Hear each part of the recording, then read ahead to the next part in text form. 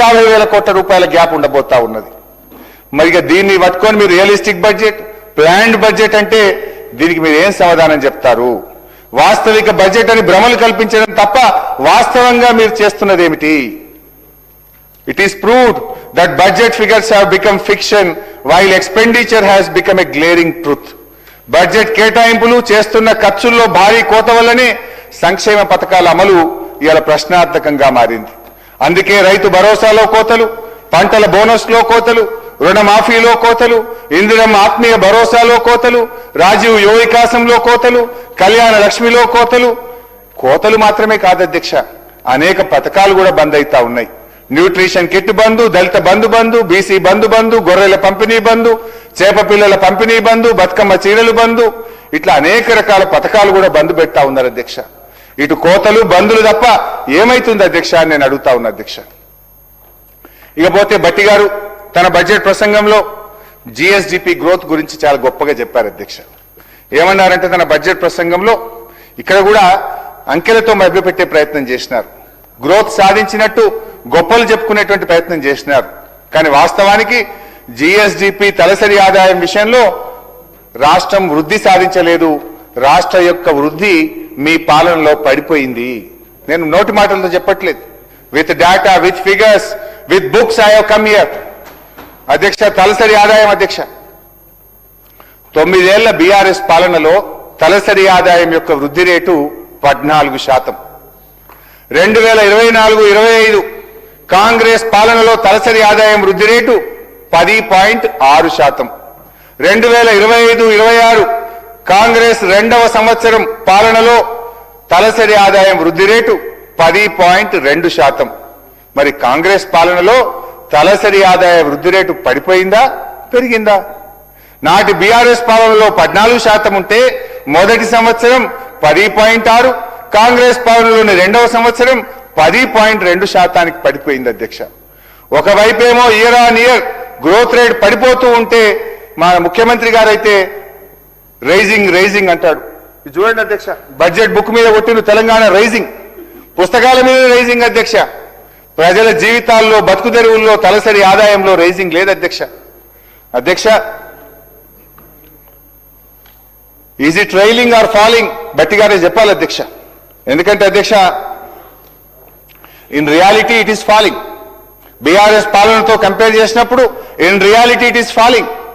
అదేవిధంగా GSDP growth rate, జిఎస్డిపిలో అధ్యక్ష 9 ఏళ్ల బీఆర్ఎస్ పాలనలో రాష్ట్రం యొక్క జిఎస్డిపి 12% పెరిగింది అధ్యక్ష.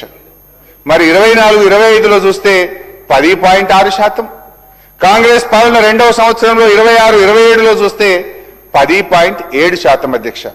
ఈ లెక్కలు చూస్తే గ్రోత్ రేట్ పెరిగిందా, పడిపోయిందా? దయచేసి చెప్పండి. అదేవిధంగా అధ్యక్ష, సరే దాన్ని కూడా మీరు గొప్పగా చెప్పుకునే ప్రయత్నం చేసిండ్రు. ఇన్ఫాక్ట్ మీ స్పీచ్లో 10.7% పెరిగింది అంటున్నారు. అంటే మీరు 12% నుంచి 10.7%కు తగ్గింది అని చెప్పాల్సింది పోయి మీరు పెరిగింది అని చెప్పేటువంటి ప్రయత్నం చేసింది అధ్యక్ష. అధ్యక్ష, ఇదేంది? మీ పరిపాలన వ్యవస్థ ఫెయిల్ అయింది. It is the failure of your governance.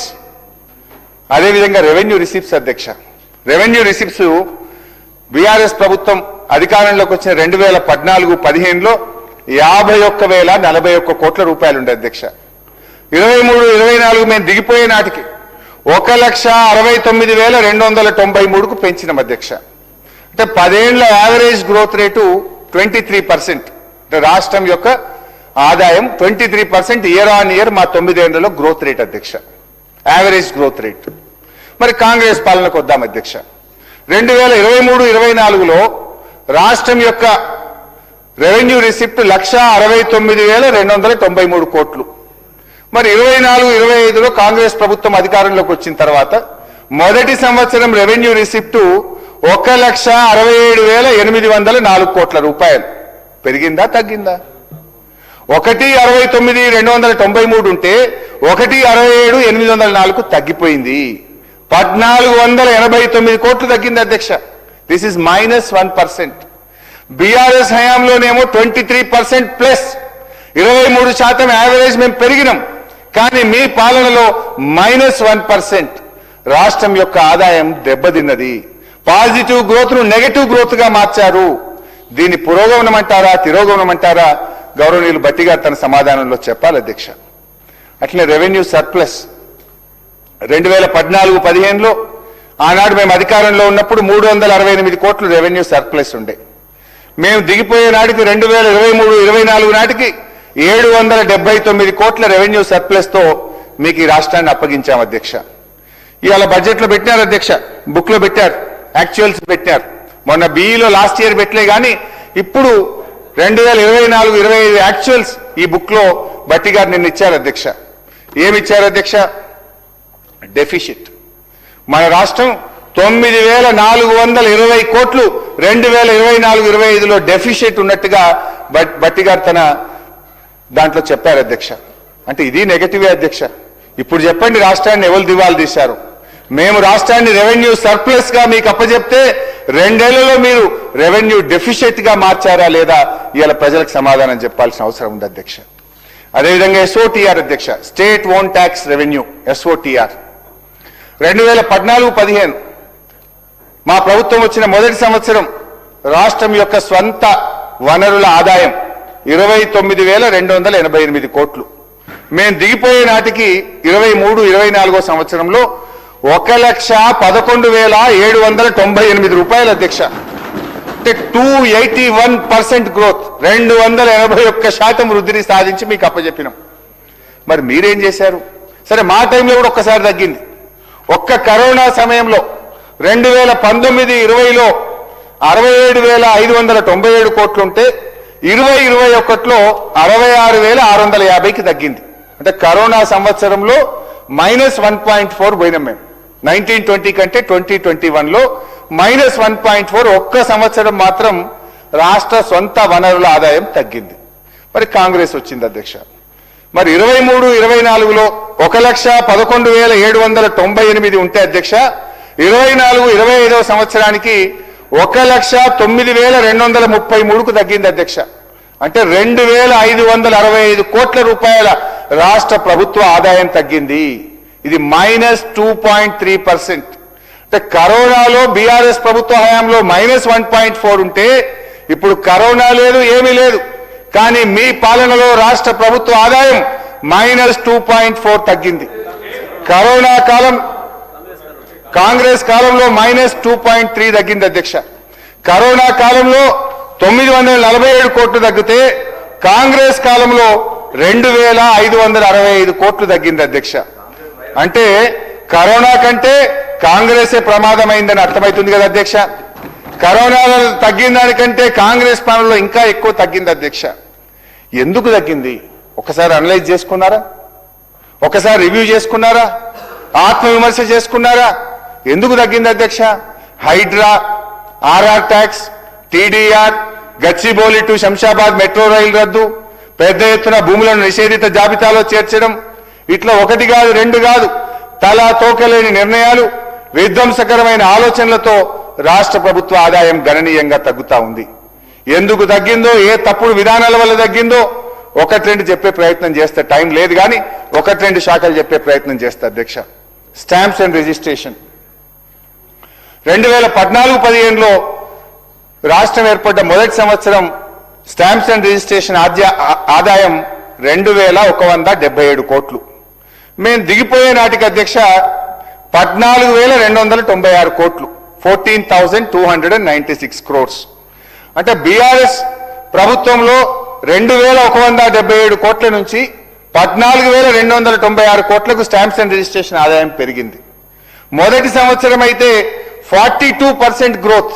BRS ప్రభుత్వం వచ్చిన మొదటి సంవత్సరంలో 42% గ్రోత్ అధ్యక్ష. కానీ మరి రేవంత్ రెడ్డి గారి పాలనలో ఏం జరిగిందో ఒక్కసారి చూద్దాం. కాంగ్రెస్ ప్రభుత్వం వచ్చిన మొదటి సంవత్సరంలో రిజిస్ట్రేషన్ల ఆదాయం రికార్డు స్థాయిలో పాతాళలోకానికి పడిపోయింది అధ్యక్ష. ఏకంగా -42%. మేము +42% మొదటి సంవత్సరం, మీ మొదటి సంవత్సరం -42% అధ్యక్ష. 8,473 కోట్లకు పడిపోయింది అధ్యక్ష. ఈ సంవత్సరం జనవరి కాగ్ రిపోర్ట్ మొన్న వచ్చింది, ఫిబ్రవరి రాలే, చూస్తా ఉంటే అధ్యక్ష మాట్లాడడానికి ముందేమైనా వస్తుందేమో. ఇంకా దగ్గరగా మాట్లాడదామని ట్రై చేసినా కానీ మాకు దొరకలేదు అధ్యక్ష. బట్ జనవరి కాగ్ రిపోర్ట్ వరకు దాదాపు 12,000 కోట్లు వచ్చింది అధ్యక్ష. ఫిబ్రవరి మార్చి కలిపినా ఇంకా 2023-24 నాటి ఆనాటి ఆదాయం 14,296 కోట్లకు కూడా మీరు చేరుకునే పరిస్థితి కనబడతలేదు అధ్యక్ష. అంటే even after 2 years of your government there is no growth in stamps and registration department. ఇంకా పాతదే మీరు చేర్చలేరు. ఇది ఎందుకు ఇట్లా జరుగుతా ఉంది? ఇది మీ పరిపాలన వైఫల్యం కాదా? మీ మీ మీ పరిపాలనలో ఉన్న లోపాల వల్ల కాదా? ఆత్మవిమర్శ చేసుకోండి. ఆత్మవిమర్శ చేసుకొని సరి చేసుకోవాలని చెప్పి నేను ప్రభుత్వానికి సూచన ఇస్తా ఉన్నా అధ్యక్ష. అదేవిధంగా అధ్యక్ష, నేను చాలా విషయాలే కానీ కొంత కట్ షార్ట్ చేస్తే అట్లీస్ట్ ఇంకో 1 hour కావాలి అధ్యక్ష. నాకు వెహికల్ ట్యాక్స్ అధ్యక్ష, నేను మంచి సలహా ఇస్తున్నా. భయ్ ఆదాయం ఎందుకు తగ్గింది రివ్యూ చేసుకోండి అని చెప్తున్నా. విప్పు గారు పైకి పోయించినప్పుడే అర్థమైంది నాకు. సూచనలు సిగ్నల్లు అని అర్థమవుతున్నాయి. విప్పు గారు పోయించిండు పైకి, అర్థమైపోయింది. కొత్త విప్పు పోయించిండు ఇప్పుడే. నేనేం లాగుల భాష తొండల భాష చెప్తలేను కదా భయ్. మంచి మంచి మంచి సూచనలు ఇస్తున్నా, రివ్యూ చేసుకోండి. వెహికల్ ట్యాక్స్ కరోనా టైం అధ్యక్ష. వెహికల్ ట్యాక్స్ లో అధ్యక్ష కరోనా టైంలో తప్ప బీఆర్ఎస్ పాలనలో ఎప్పుడూ ఆర్టీఏ ట్యాక్స్ తగ్గలేదు అధ్యక్ష. 2023-24లో మేము దిగిపోయినప్పుడు ఆర్టీఏ ద్వారా వచ్చే ఆదాయం 7,095 కోట్ల అధ్యక్ష. మరి కాంగ్రెస్ పాలనలో మొదటి సంవత్సరం 24-25లో 6,992 కోట్లకు పడిపోయింది. వాట్ డస్ దిస్ ఇండికేట్ అధ్యక్ష? ఎందుకు పడిపోయింది? ఎక్కడ లోపం ఉంది? రివ్యూ చేసుకోండి. కరోనా లేదు కదా ఇప్పుడు. అరే మా హయాంలో కరోనా వచ్చింది, పెద్ద నోట్ల రద్దు వచ్చింది, మాకెన్నో ఇబ్బందులు వచ్చినాయి, కానీ మీకేం లేదు కదా. కరోనా కంటే కాంగ్రెస్ డేంజర్ అని అర్థమవుతుంది ఇప్పుడు అధ్యక్ష. సరే నేను పాలిటిక్స్ లాస్ట్ పోతా అధ్యక్ష. Now only I will confine to the subject అధ్యక్ష. కేంద్ర ప్రభుత్వ గ్రాంట్లు అది కూడా చూద్దాం ఒకసారి. బట్టి గారు ఇట్లా మోసం చేస్తే ఎట్లా సార్? మీరు 23-24లో గ్రాంట్ ఇన్ ఎయిడ్ కేంద్రం నుంచి మనకు వచ్చింది 9,933 కోట్లు. 24-25లో వచ్చింది మీ ప్రభుత్వంలో 7,913 కోట్లు. తగ్గింది. మాకంటే మీ హయాంలో ఢిల్లీ నుంచి డబ్బులు తేవడంలో కూడా మీరు ఫెయిల్ అయింది. 7,913 కోట్లకు తగ్గింది. ఓకే, గ్రాంట్ ఇన్ ఎయిడ్ తగ్గింది. 25-26లో ఏం పెట్టింది మీరు? బిఈలో వచ్చింది 7,900 అయినా 22,782 వస్తుందని మీరు పోయిన బడ్జెట్ లో పెట్టిండ్రు. నేను అప్పుడే చెప్పిన ఇది రాదండి, మీరు ఒట్టిగా పెట్టిండ్రు అన్న. నేను తెచ్చి చూపిస్తా అన్నారు మీరు. సరే తెస్తారేమో బట్టి గారు అనుకున్నా. ఇప్పుడు మీరే ఆర్ఈలో పెట్టిండ్రు నిన్న. లేదా 25-26లో 22,700 వస్తుంది అనుకున్నాం. రాదు 11,161 వస్తుందని మీరే నిన్న ఆర్ఈలో సెలవిచ్చిండ్రు. మరి మీరే 11,161 వస్తుందని ఆర్ఈలో పెట్టిండ్రు. మళ్ళా వచ్చే సంవత్సరానికి 24,166 కోట్లు వస్తుందని మళ్ళా పెట్టింది. అంటే ఎవరి చెవులలో పువ్వులు పెడుతుండ్రు? 23-24లో వచ్చింది 9,000, 24-25లో వచ్చింది 7,900, 25-26లో వస్తుందని మీరు చెప్తున్నది 11,000. మళ్ళీ 26-27లో 24,166 కోట్లు వస్తుందని చెప్తే ఇది ఎవరి చెవుల్లో పువ్వు పెడుతున్నారు? వాస్తవానికి దూరంగా లేదా ఈ అంకెలు? ఈ బడ్జెట్ ఇది ఎట్లా రియలిస్టిక్ బడ్జెట్ అవుతుందని నేను బట్టి గారిని అడుగుతా ఉన్నా అధ్యక్ష. ఎక్సైజ్ అధ్యక్ష, ఇంట్లో మాత్రం బడ పెంచారు అధ్యక్ష. ఒరే ఏం పెంచుడు ఆయన చక్కెర వచ్చి పడిపోవాలి. చూపల్లి గారి గారికి వస్తున్నాడు అంటే ఎఫిషియెంట్ మినిస్టర్ కదా, తెస్తారేమో అధ్యక్ష.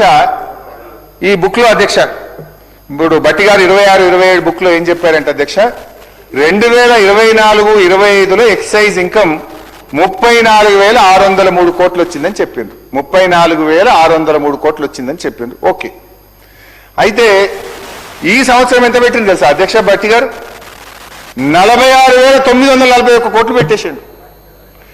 ఎక్కడ 34, ఎక్కడ 46? అంటే దాదాపు 12,338 కోట్లు ఎక్సైజ్ మీద అధిక ఆదాయాన్ని సంపాదిస్తామని బట్టి గారు బడ్జెట్ లో పెట్టింది అధ్యక్ష. అంటే 12,338 కోట్లు అధిక ఆదాయం రావాలంటే ఎంత అమ్మాలి?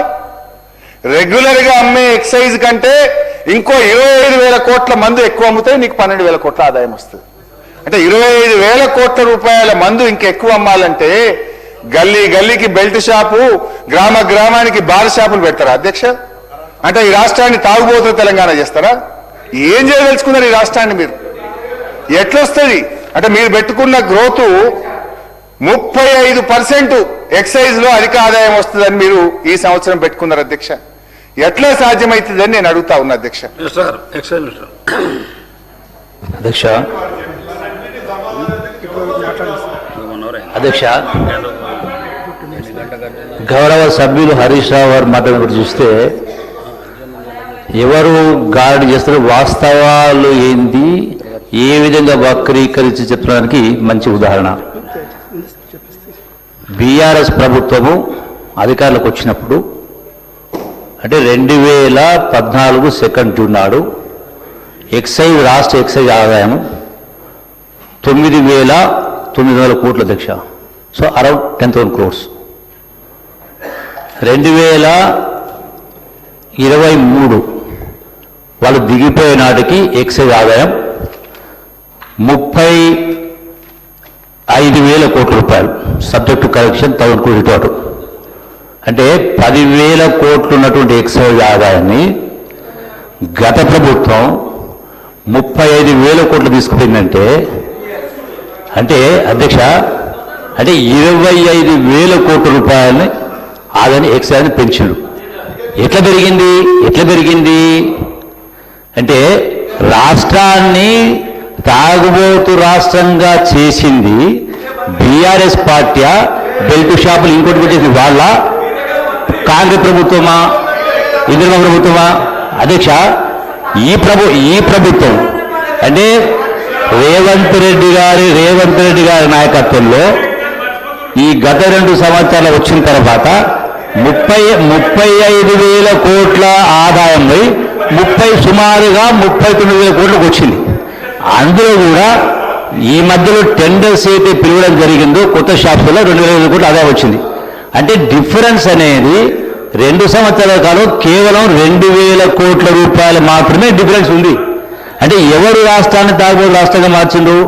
రెండు అధ్యక్ష, 1% కూడా పన్నులు పెంచలేదు. గత ప్రభుత్వమే ఆదాయం పెంచుకోవడం కోసం 100 కాదు 200% ట్యాక్స్ పెంచడం జరిగింది, 300% ట్యాక్స్ పెంచడం జరిగింది. ఈ ప్రభుత్వం వచ్చిన తర్వాత మీరు చేసిన ఏ ఒక్క చట్టాన్ని కూడా మార్చలేదు, అదనంగా ఆదాయాన్ని సంపాదించే ప్రయత్నం చేయలేదు. బెల్ట్ షాపుల గురించి మాట్లాడుతూ ఉన్నారో, మీ ప్రభుత్వ హయాంలో బెల్ట్ షాపులు తగ్గించడానికి ఏవైతే కేసులు నమోదైనో ఈ ప్రభుత్వం వచ్చిన తర్వాత అంతకంటే రెట్టింపు కేసులు నమోదు చేసి శిక్షలు కూడా పరిగణన చేయడం జరిగింది. బట్ వాస్తవం ఏదైతే దానికి భిన్నంగా మాట్లాడుతూ మరి ఈ సభ ద్వారా రాష్ట్ర ప్రధానికని తప్పుదో పట్టించగా ఎవరు చేస్తున్నారు అధ్యక్ష? రెండవ అధ్యక్ష, ఈ సందర్భం చెప్తున్నా అధ్యక్ష, గౌరవ హరీష్ రావు మాట్లాడారు, చాలా అంశాలు లెక్కలు మాట్లాడారు. వారు మాట్లాడిన ప్రతి అంశం కూడా ఆర్థిక అంశంతో ముడిపడి ఉన్నదా లేదా? నెంబర్ 1 పాయింట్ దాని క్లారిటీ ఇవ్వాలా. వారు ప్రస్తావించిన సంక్షేమ కార్యక్రమాలైన అభివృద్ధి కార్యక్రమం ప్రతి అంశం కూడా ఆర్థిక అంశంతో ముడిపడి ఉంది కాదని చెప్పానండి. రెండవ అధ్యక్ష, ఇప్పుడు ప్రజలు అమాయకులు కాదు. మనం ఏదో మంత్రాలు చదివితే మంత్రాలకు చితకాలు రాలవు. వాస్తవంగా ఈ పరిస్థితి మీరు చెప్పినటువంటి ఏవైతే ఇది ఎందుకు చేయలేదు అదెందుకు చేయలేదు అని మాట్లాడుతూ ఉన్నారో, ఎందుకు చేయలేకపోతా ఉన్నారు కొన్ని అంటే మీరు గడచిన 10 సంవత్సరాలు చేపట్టిన ఏ ఒక్క స్కీమును కూడా ఈ ప్రభుత్వం కాంగ్రెస్ ప్రభుత్వం ఏ ఒక్క స్కీమును ఎత్తివేయలేదు. అంటే రాష్ట్రంలో మీరు గతంలో ఏం మాట్లాడిండ్రు? మేము 3 లక్షల కోట్లు అప్పు చేసినాం, 2 లక్షల కోట్లు అప్పు చేసినాం, 4 లక్షల కోట్లు అప్పు చేసినాం మాట్లాడడం జరిగింది. మరి వాస్తవంగా లెక్కలు చూస్తే 3 లక్షలు కాదు 8 లక్షల కోట్లకు అప్పు వచ్చింది. అంటే గడచిన 10 సంవత్సరాల కాలంలో 22 మంది ముఖ్యమంత్రులు రాష్ట్రాన్ని 65 సంవత్సరాలు పరిపాలన చేస్తే, ఇంక్లూడింగ్ ఎన్టీ రామారావు, చంద్రబాబు నాయుడు గారు పరిపాలన చేస్తే 64 సంవత్సరాలు 22 మంది ముఖ్యమంత్రి పరిపాలన చేస్తే రాష్ట్రం పైన ఉన్న అప్పు 65,000 కోట్లు. అంటే ఆ ప్రభుత్వాలు ఏం పనిచేయలేదా? ఈ నాగార్జున శ్రీశైలం ప్రాజెక్టులు రకరకాల ప్రాజెక్టులు గ్రామాల్లో స్కూళ్ళు కానీ కరెంట్ కానీ చేయలేదా? అయినా కూడా 64,000 కోట్లు ఉంటే భారతదేశానికే ఆదర్శంగా మేము పరిపాలన చేసిన గొప్పలు చెప్పుకున్నటువంటి నాయకులు మరి ఏ విధంగా 65,000 కోట్ల రూపాయలు 7 లక్షల కోట్ల అప్పు చేసిండు? మరి దానికి కట్టిన వడ్డీ ఎంత? మీరు తెచ్చిన అప్పులకు వడ్డీ కట్టు లెక్క ప్రకారం ఆనాడు కాంగ్రెస్ ప్రభుత్వం దిగిపోయిన నాటికి సంవత్సరానికి 6,500 కోట్ల వడ్డీ కడతా ఉంటే, మీరు దిగిపోయే నాటికి సంవత్సరానికి సుమారు 70,000 కోట్లు అప్పు చేస్తా ఉన్నాం. ఈ 2 సంవత్సరాల కాలంలో సీఎం రేవంత్ రెడ్డి గారు ముఖ్యమంత్రి తర్వాత సుమారుగా 1,50,000 కోట్ల రూపాయలు ఈఎంఐస్ కట్టడం జరిగింది.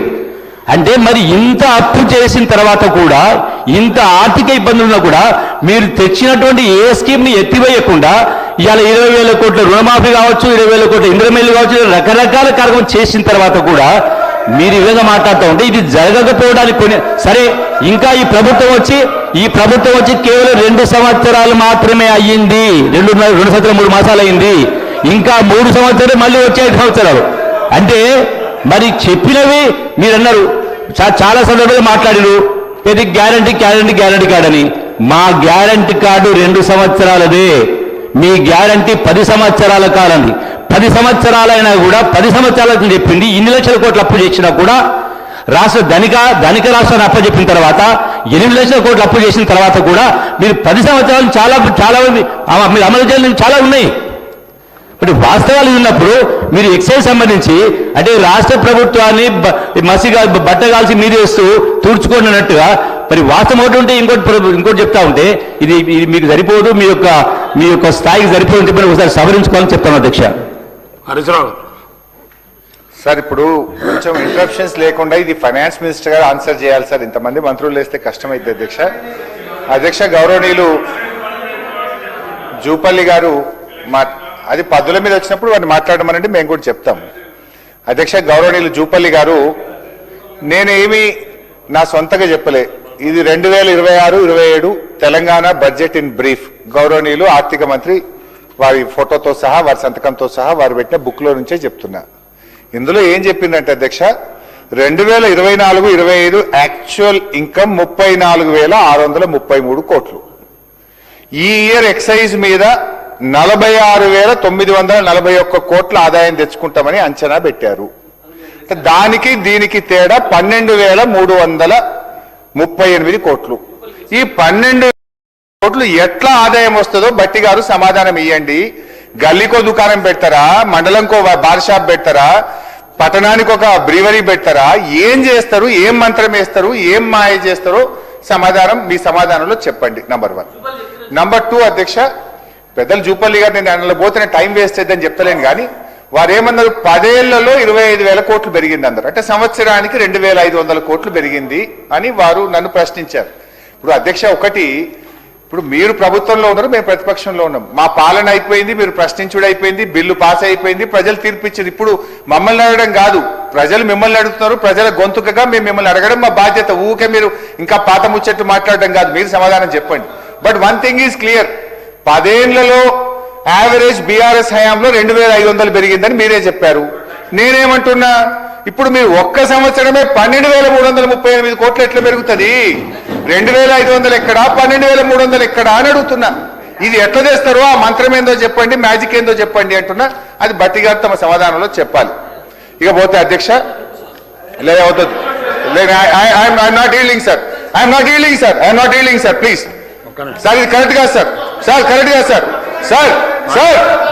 ఏం సార్ ఇది అధ్యక్ష? అంటే ఈ ఆర్థిక సంవత్సరం ముగిసే నాటికి రాష్ట్ర ఎక్సైజ్ ఆదాయం గతంలో 35,000 కోట్ల నుంచి ఈ మధ్యకాలం చేసినటువంటి టెండర్స్ కావచ్చు చేసిన కారణంగా 39, I think subject to correction it will touch around 38 to 39,000 crores. So దానిపైన అదనంగా ఏం పెట్టినది దట్ యూ కెన్ క్లారిఫై. సరే, ఏదేమైనా నేను ఏం మాట్లాడినా బడ్జెట్ బుక్ లో మాట్లాడినా 12,000 కోట్ల రూపాయలు అదనంగా ఎట్లా వస్తుందని అడిగిన. సరే, ఎనీవే అధ్యక్ష, ఇక అప్పుల విషయంలో ఇదే అసెంబ్లీలో నేను చెప్పిన అధ్యక్ష, మళ్ళీ ఒకసారి డిస్కషన్ పెట్టినా ఐఎమ్ రెడీ అధ్యక్ష. నేను ఛాలెంజ్ కూడా చేసిన లాస్ట్ టైం.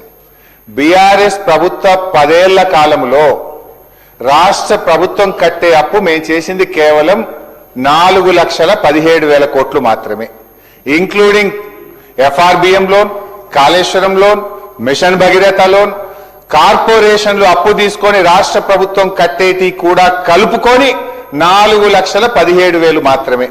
దీని మీద ఎప్పుడు ఎక్కడ ఏ టీవీ డిబేట్ కైనా ఎక్కడ బహిరంగ చర్చకైనా ప్రజల మధ్యనైనా శాసనసభలోనైనా ఐఎమ్ రెడీ ఫర్ డిస్కషన్ అధ్యక్ష.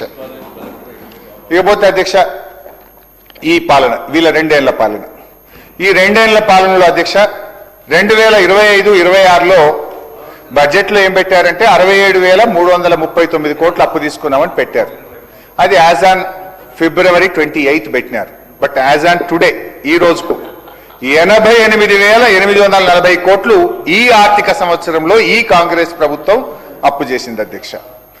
అదేవిధంగా అధ్యక్ష మీ లెక్కల ప్రకారం ఈ ఆర్థిక సంవత్సరం FRBM అప్పులు కార్పొరేషన్ల ద్వారా చేసిన అప్పులు అన్నీ కలిపితే 1,77,794 కోట్లు ఒక్క ఇయరే, ఇంకా 10 రోజులు ఉంది. ఈ ఒక్క సంవత్సరమే మీరు చేసిన అప్పు 1,77,794 కోట్లు. ఇంత 10 రోజులు అయిపోతే నాకు తెలిసి 2 లక్షల కోట్లు చేస్తారు అధ్యక్ష. ఈ ఒక్క సంవత్సరమే మీరు 2 లక్షల కోట్ల రూపాయలు అప్పు చేయబోతా ఉన్నారు అధ్యక్ష. అధ్యక్ష మీరు మా గురించి మాట్లాడతారు అధ్యక్ష. లాస్ట్ ఇయర్ ఈ ఇయర్ కలిపి కాంగ్రెస్ ప్రభుత్వం చేసిన అప్పు 3,70,000 కోట్లు అధ్యక్ష. ఈ రకంగా అప్పుల విషయంలో ఒకే తప్పుడు మాటలు మాట్లాడడం మానేయండి. బీఆర్ఎస్ ప్రభుత్వం చేసింది కేవలం 4,17,000 కోట్లు మాత్రమే. దాని మీద ఒక ఫుల్ ఫ్లెజ్డ్ ఒక రోజు ఎక్కడ ఏ డిస్కషన్ కైనా మాజీ ఆర్థిక మంత్రిగా నేను రావడానికి సిద్ధంగా ఉన్నా. ఎవరు వస్తారో మీరు రండి. థ్యాంక్ యూ అధ్యక్ష. ఈ సభలో అయినా రెడీ సార్. ఇకపోతే అధ్యక్ష బడ్జెట్లోని మిగతా డిపార్ట్మెంట్స్ కూడా పోదాం. ఫైనాన్స్ మాట్లాడుకున్నాం, FRBM మాట్లాడుకున్నాం, GSDP మాట్లాడుకున్నాం, పర్ క్యాపిటా మాట్లాడుకున్నాం. Now will go to department wise. బట్టి గారు ప్రవేశపెట్టింది. గౌరవనీయులు బట్టి గారు తన బడ్జెట్ ప్రసంగంలో ఏమన్నారంటే అధ్యక్ష, బడ్జెట్ అంటే సంఖ్యల చుట్టూ తిరిగే అంకెలు కాదు, ఇది ప్రజల చుట్టూ తిరిగే సంఖ్యలు. బడ్జెట్ ప్రజల జీవన స్థితిగతుల మార్పుకు దోహదపడే లెక్కలు అని బట్టి గారు తన ప్రసంగంలో చెప్పారు. సరే, ప్రజల జీవన స్థితిగతి మార్పుకు దోహదం చేసే ఈ లెక్కలు ఈ బడ్జెట్లో ఎక్కడున్నాయో చెప్పగలుగుతారా? ఏం sir sir it's minimum principal opposition will speak for 2 hours sir. There are lot of interruptions. Kindly cooperate.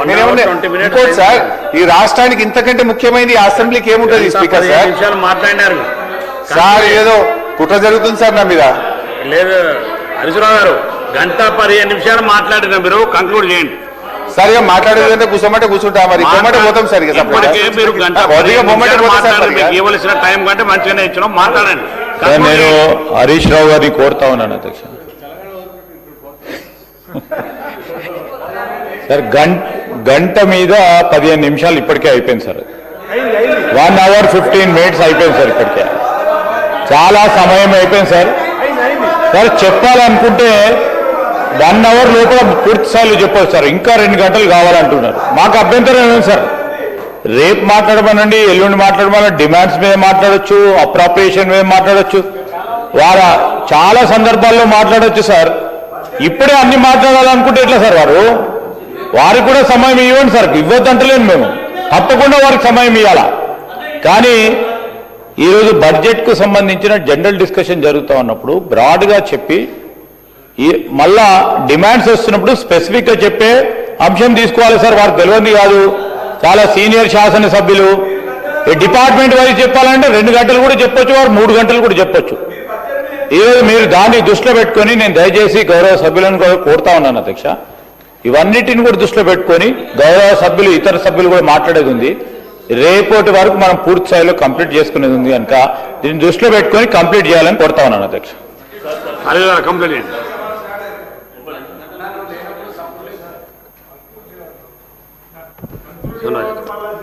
గౌరవనీయులు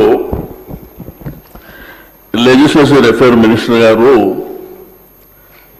అంటే ఇంత బడ్జెట్ అనేది ఇంపార్టెంట్ సబ్జెక్టు మీద మా నాయకుడు మాట్లాడుతుంటే గంట అయిపోయింది అంటూ సార్ టీ బ్రేక్ అని 2.5 గంటలు మమ్మల్ని కూర్చోబెట్టారు.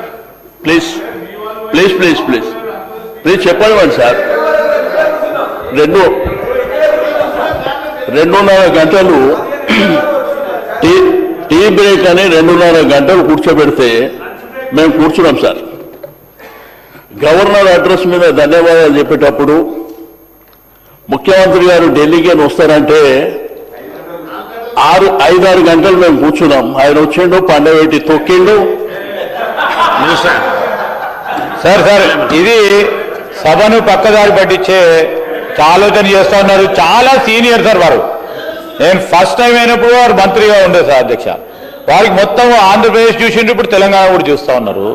సార్ ఈ శాసనసభకు సంబంధించి ఎప్పుడు కూడా ఆ రోజు కూడా ముఖ్యమంత్రి గారు వస్తారు, వారి స్పీచ్ ఉంటుందని చెప్పలేదు అధ్యక్ష. సమయాన్ని కూడా అందరి గౌరవ సభ్యులకు సభా సమయం ఇవ్వడానికి మీరు శాసనసభాపతిగా అందరికీ కూడా అవకాశం ఇచ్చింది అధ్యక్ష. ఆ సమయం ఆ విధంగా కోయిన్సైడ్ అయింది. అయినంత మాత్రం దాన్ని ఆ విధంగా చెప్పడం సరికాదు సార్. ఇదేం సార్, ఇది మీరు సీనియర్గా ఉండి ఈ విధంగా మాట్లాడడం సరికాదు సార్. గారు కూర్చోండి, మీ సభ్యులే మాట్లాడుతున్నారు కదా. సార్ ఇప్పుడు మాకేం అభ్యంతరం లేదు సార్. ఒక్కని మాట్లాడండి శ్రీనివాస్ గారు. సార్ మాకు సభానాయకుడు వారు వచ్చి రిప్లై ఇచ్చేటప్పుడు మాకు అభ్యంతరం లేదు. మేము ఇప్పుడే కొత్తగా కాదు, 94 నుంచి చూస్తున్నాం. ఆ మర్యాద మాకుంది, ఆ గౌరవం మాకుంది. ఇప్పుడు శాసనసభ మీద మాకు గౌరవం ఉంది. టీ బ్రేక్ అని చెప్పి పోయిన తర్వాత 2.5 గంటలు మేము కూర్చున్నమాట వాస్తవంగా. మళ్ళా మాకు ఈ సభ మీద బడ్జెట్ మీద ఇంట్రెస్ట్ ఉంది, తప్పకుండా ప్రజలకు తెలవాలనేటువంటి ఉద్దేశం. సేమ్ టైం గవర్నర్ అడ్రస్ కూడా అన్న ఆ రోజు డిస్కషన్ జరిగింది. 4 సార్లు వాయిదా వేశారు. మళ్ళీ 5 గంటల సేపు కూర్చోబెట్టారు. ముఖ్యమంత్రి గారు వస్తారు, సరే వారు ఢిల్లీకి పోయారు కాబట్టి వచ్చిన తర్వాత వారు గవర్నర్ అడ్రస్ మీద రిప్లై చెప్తారని మేము కూర్చున్నాం. ఆయన వచ్చిండు, రాత్రి 12 గంటల వరకు పండబెట్టి తొక్కిండు, పోయిండు. అయినా కన్ను నోరు మూసుకొని ఉన్నాం. కానీ ఇప్పుడు కూడా మాట్లాడలేకపోతే అన్న మాటలే కదా సార్, హౌస్లో అన్న మాటలే చెప్తున్నా. నేనే మన కొత్తగా అడిషనల్ గా చెప్తున్నా. నేను దయచేసి ఒక సీనియర్ శాసనసభ్యునిగా ఈ సభకు గౌరవం, ఈ సభ గౌరవానికి మర్యాద ఉండాలని. ఇప్పుడు అంతకుముందు ఏంటంటే ముఖ్యమంత్రి గారు మాట్లాడే ముందు శ్రీధరన్న లేచి చెప్పిండు. అంటే వారు లెజిస్లేచర్ అఫేర్ మినిస్టర్గా తప్పు మాటలు మాట్లాడద్దు, రికార్డుల నుంచి తీసేయాలి. మా కేటీఆర్ గారు గతంలో మాట్లాడిండు, ఆయన అన్నాడు తెగియాలి అని చెప్పి ఆయన చాలా గౌరవంగా చెప్పారు. స్పీకర్ గారు రికార్డుల నుంచి తొలగించేస్తున్నాం అని చెప్పారు. మరి పండబెట్టి తొక్కుడు మరి అట్లనే ఉండాలనా? చెప్పండి సార్, మీరు చెప్పిందే మేము గౌరవించినాము. ఆ తర్వాత స్పీకర్ గారికి అడుగుదామని మా వాళ్ళు క్లారిఫికేషన్ అడుగుదామంటే ఆయన బంద్ చేసుకొని వెళ్ళిపోయాడు. ఏం సార్ ఇది, సభ నడుస్తుందా? అసలు రాజకీయాలలో ఎందుకున్నామో అనేటువంటి బాధ కలుగుతుంది. నేను 94 నుంచి చూస్తున్నా కాబట్టి ఏదో గౌరవం లేదు, మర్యాద లేదు. వారు మాట్లాడుతుంటే వారు రేపు ఆన్సర్ చెప్తారు, మధ్యలో వాళ్ళు వేసి మాట్లాడుతారు. మొన్న కూడా చెప్పిన, మేము అడిగితే మైక్ ఇవ్వరు, మా దిక్కు చూడరు. అంటే దీనికి అందుకే మేము ఎందుకు రావాలి శాసనసభకు బాధ కలుగుతుంది అధ్యక్ష. మీరు అవకాశం ఇచ్చినందుకు ధన్యవాదాలు. ఫైనాన్స్ మినిస్టర్ గారు, ఫైనాన్స్ బట్టి సార్ అన్న అధ్యక్ష, అత్యంత ప్రజాస్వామ్యయుతంగా ఈరోజు చర్చ జరుగుతూ ఉంది అధ్యక్ష బడ్జెట్ పైన. మేము గతంలో 10 సంవత్సరాలు చూసాము అక్కడ కూర్చొని. ఇప్పుడు హరీష్ రావు గారు మాట్లాడుతుంటే ఎవరు డిస్టర్బ్ చేయలేదు అధ్యక్ష. కొన్ని పూర్తిగా సమాచారం పూర్తిగా సభను తప్పుదో పట్టించే ప్రయత్నం చేస్తున్నప్పుడు ఎక్సైజ్ మంత్రి గారు సమాధానం చెప్పాలో, వారు తెలివైన వారు చెప్పాలి అన్నప్పుడు వారు తప్పనిసరి పరిస్థితుల్లో లేచారు, వారు చెప్పాల్సిందంతా చెప్పారు. అది తప్ప ఇంకెవరు వారిని ఎవరు డిస్టర్బ్ చేయలే. వారు చెప్పాల్సిన పూర్తి స్థాయిలో వారు చెప్పేయన్నీ రాసుకుంటున్నాం.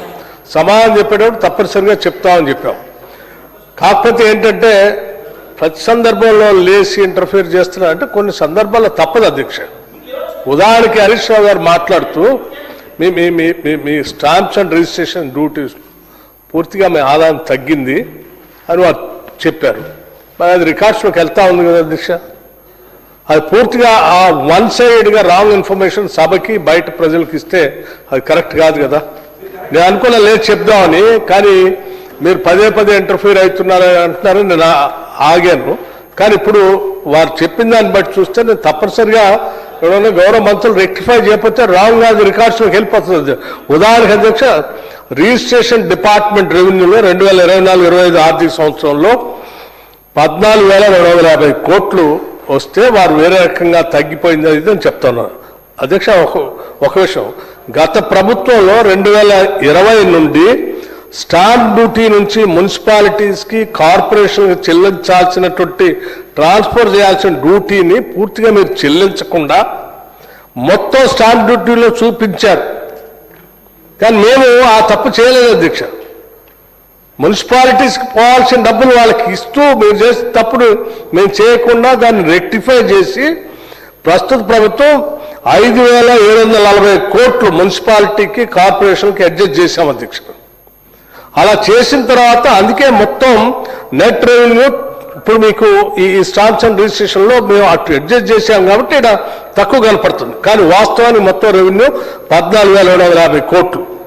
మరి గత ప్రభుత్వం పూర్తిగా మీరు మున్సిపాలిటీస్ని నిర్లక్ష్యం చేసి పూర్తిగా వదిలేసి వాళ్ళకి ఇవ్వాల్సింది ఆడికి పోనీయకుండా మొత్తం దీంట్లో చూపించారు కాబట్టి మేము మొత్తం ఎక్కువ చూపించారు. మరి మేము కూడా అటు అడ్జస్ట్ చేయకుండా మేము లెక్క చూపించుంటే వేరే రకంగా ఉండేది.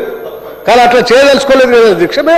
మీరు చేసిన తప్పిదాలను కూడా మేము రెక్టిఫై చేసి వాస్తవాలు సభ ముందు పెడతా ఉన్నాం. దాన్ని కూడా మీరు తప్పుగా చూపిస్తూ సభ మొత్తాన్ని ఇప్పుడు మిస్గైడ్ చేసే ప్రయత్నం చేశారు. మరి మధ్యలో లేచి నేను కరెక్ట్ చేయలేదనుకోండి, అదే వాస్తవం అనుకోండి, సభ అనుకుంటుంది, రాష్ట్రం అనుకుంటుంది కదా. అయినా కానీ సరేలే నేను రాసుకున్నాను, హరీష్ రావు గారు పూర్తిగా అయిన తర్వాత చెప్దామనే ప్రయత్నం చేశాం.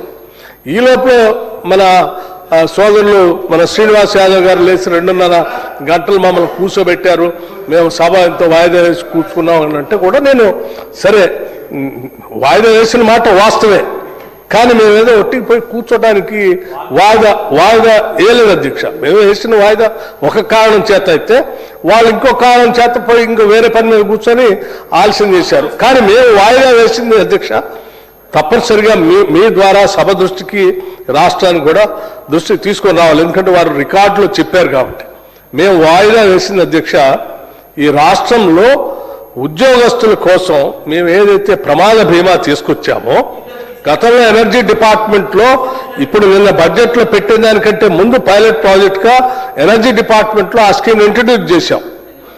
ఆ స్కీమ్లో ప్రమాదవశాత్తు పాపం లైన్మెన్ ఒక ఆర్టిజన్ ఇద్దరు వాళ్ళ సంబంధించినటువంటి వాళ్ళు డ్యూటీలో మరణిస్తే మేము ఆ స్కీమ్లో ఏదైతే ₹1,00,00,000 బీమా ఇస్తామని చెప్పామో ఆ బీమా సంబంధించిన చెక్కుల్ని ఇద్దరు చిన్న ఉద్యోగస్తులు పాపం ఎనర్జీ డిపార్ట్మెంట్లో ఎస్పీడీసీఎల్లో పనిచేసే ఒక లైన్మెన్కి ఇంకొక ఆర్టిజన్కి చెరొక ₹1,00,00,000 ఇవాళ చెక్కు వాళ్ళకి అందించేటువంటి కార్యక్రమం ఈ శాసనసభ ప్రాంగణంలో కమిటీ హాల్ 1లో ముఖ్యమంత్రి గారు మిగతా కేబినెట్ అంతా వెళ్ళి ఆ కుటుంబ సభ్యులను పిలిచి మేము భరోసా అంటే రాష్ట్ర వ్యాప్తంగా శాసనసభ ప్రాంగణం నుంచి ఈ రాష్ట్రంలో పనిచేస్తున్న ఉద్యోగస్తులందరికీ ఒక నమ్మకాన్ని ధైర్యాన్ని మేము ప్రకటించినటువంటి ఏ పథకం అయితే ఉందో ఆ పథకాన్ని తూచా తప్పకుండా అమలు చేస్తున్నాం అని ఒక భరోసాని నమ్మకాన్ని ధైర్యాన్ని కల్పించడం కోసం ఆ చెక్ను ఇదే రోజు శాసనసభలో కమిటీ హాల్లో వాళ్ళు ఆ ఇద్దరు కుటుంబ సభ్యుల్ని పిలిచి అందరి సమక్షంలో ఆ చెక్ ఇవ్వటం కోసం సభని ఒక 10-20 నిమిషాలు వాయిదా వేశాం తప్ప వేరే కారణం చేత కాదు, లేకపోతే ఇంకేదో వ్యాపకం కోసం కాదు అధ్యక్ష. ఈ రాష్ట్రంలో ఉన్నటువంటి ఉద్యోగస్తులకి ప్రజల క్షేమం గురించి ఆలోచన చేసి దాన్ని వాయిదా వేశాం. మీరు కావాలని మేము వాయిదా వేసామనుకుంటే అది కరెక్ట్ కాదు అధ్యక్ష. రాష్ట్ర ప్రజల కోసం ఉద్యోగస్తుల కోసమే మనం వాయిదా వేశాం.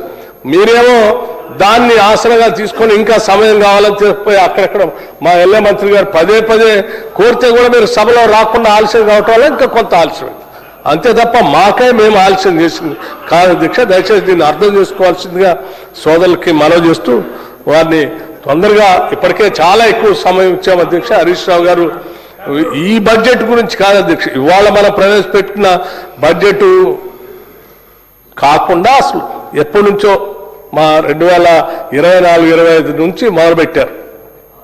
జనరల్గా ఇప్పుడు చర్చ ఈ బడ్జెట్ మీద ఇది వదిలేసి పాతది మొదలుపెట్టారు. మరి నేను 10 ఏళ్ళ నుంచి లెక్కలు చెప్పుకుంటూ రావాలంటే మరి ఇది వదిలేసి అది మాట్లాడాల్సి వస్తుంది. దయచేసి వారిని వెంటనే ముగిచేస్తే ఇంకా మా సభ్యులు కూడా మాట్లాడాల్సి ఉంటుంది.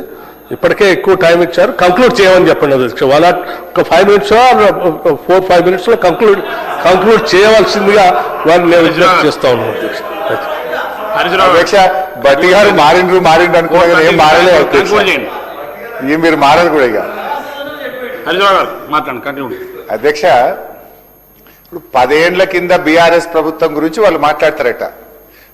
మీరు గత బడ్జెట్ లో ప్రవేశపెట్టింది మేము మాట్లాడద్దట. ఇది ఎక్కడ తీరు అధ్యక్ష? ఇది 9 మేము ఆల్రెడీ ప్రజలు అది ఓటింగ్ అయిపోయింది, ప్రజలు తీర్పిచ్చిండ్రు, మేము ఇడ కూర్చున్నాం, మీరు ఆడ కూర్చున్నారు. మీ బడ్జెట్ మీద కూడా మాట్లాడొద్దు, మీరు పోయిన సంవత్సరం అడగద్దు అంటే ఇది ఎక్కడిది తీరు అధ్యక్ష?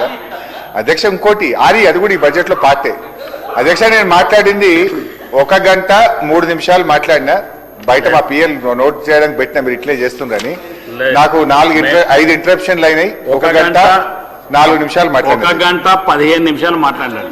4 అధ్యక్ష. మీ పిఏ బయట నుంచి 1 గంట 15 నిమిషాలు మాట్లాడు on record.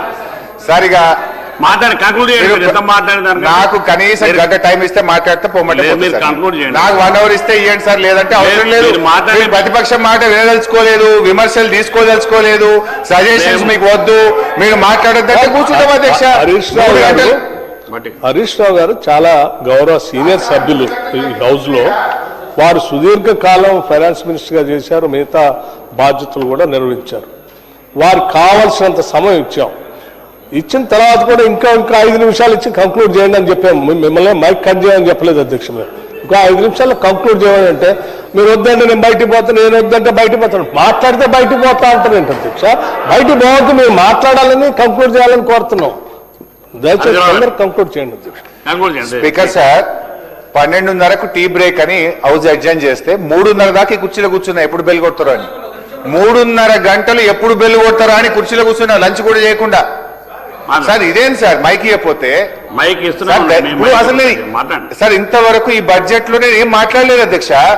Only last 2 budget review చేసిన. Just I'm entering into this budget. At least I need 1 hour sir. నేను ఈ ప్రభుత్వానికి సలహాలు మాట్లాడండి. మీకు ఇప్పటికే గంట 15 నిమిషాలు, గంట 5 నిమిషాలు ఇచ్చారు, గంట 20 నిమిషాలు ఇచ్చినాం. సార్ మీరు మా గొంతు నొక్కమంటే ఎట్లా సార్? మీరు కంక్లూడ్ చేయండి, మా గొంతు నొక్కమంటే ఎట్లా సార్? మీరు కంక్లూడ్ చేయండి. ఇదేం ప్రజాపాలన సార్? ఇది కంక్లూడ్ చేయండి ప్లీజ్. బయట మాట్లాడి కంక్లూడ్ చేయండి. అరే ఇది ప్రజాపాలన ఎట్లయితే సార్? ప్రతిపక్షం గొంతు నొక్కితే ఇది ప్రజాపాలన అవుతుంది. ఇది మీరు మాట్లాడండి, కంక్లూడ్ మాట్లాడండి అధ్యక్ష. వ్యవసాయం అధ్యక్ష, ఈ బడ్జెట్ గురించే మాట్లాడుతున్నా అధ్యక్ష. ఫస్ట్ జస్ట్ ఐఎమ్ స్టార్టింగ్, ఇప్పుడే వ్యవసాయంతో స్టార్ట్ చేస్తున్న ఈ బడ్జెట్ లో పెట్టింది అధ్యక్ష. బీఆర్ఎస్ ప్రభుత్వం 2014-15లో వ్యవసాయానికి 5,270 కోట్లతో మేము ప్రారంభమైనాం. మేము దిగిపోయే నాటికి వ్యవసాయంకు కేటాయింపులు 2023-24 28,594 కోట్లు, అంటే 442% అగ్రికల్చర్ కు మేము పెంచినాం అధ్యక్ష. బట్ గౌరవనీయులు భట్టి గారు ఈసారి పెట్టిన బడ్జెట్ లో అధ్యక్ష 23,179 crores పెట్టారు. లాస్ట్ ఇయర్ బడ్జెట్ కంటే ఇది 1,260 కోట్ల రూపాయలు తక్కువ. మేమేమో ఇయర్ ఆన్ ఇయర్ వ్యవసాయానికి బడ్జెట్ పెంచుతూ 442% మేము పెంచాము. కానీ గౌరవనీయులు భట్టి గారు ఈ బడ్జెట్ లో వ్యవసాయానికి 1,260 కోట్ల రూపాయలు తగ్గించారు.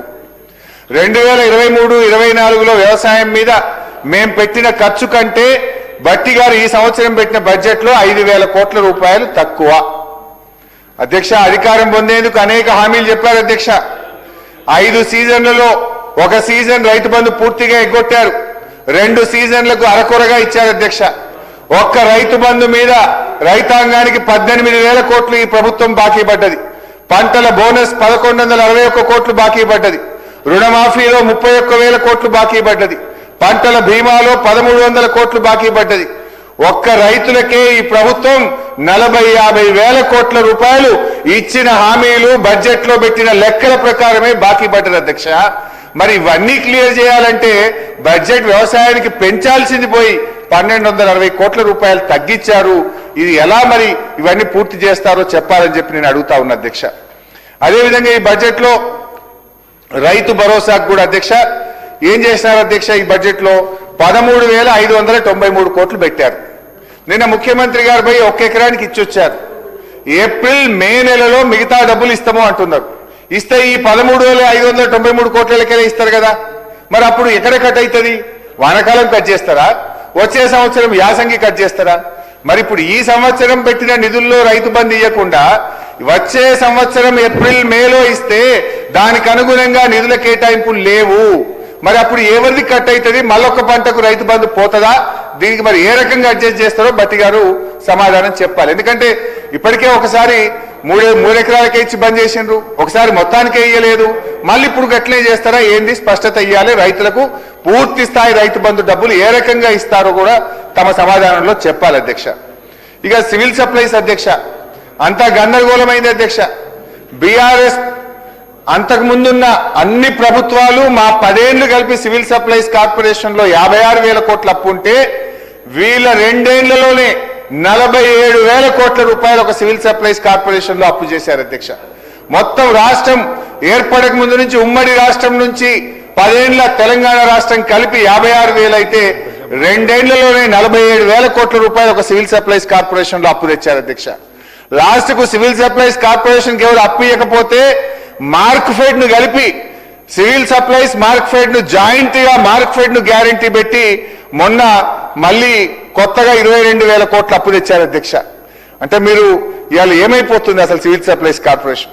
రాష్ట్ర ప్రభుత్వం ఎప్పటికప్పుడు సివిల్ సప్లైస్ కార్పొరేషన్ నిధులు ఇవ్వట్లేదా? దాని మేనేజ్మెంట్ లో ఫెయిల్ అవుతుండ్రా?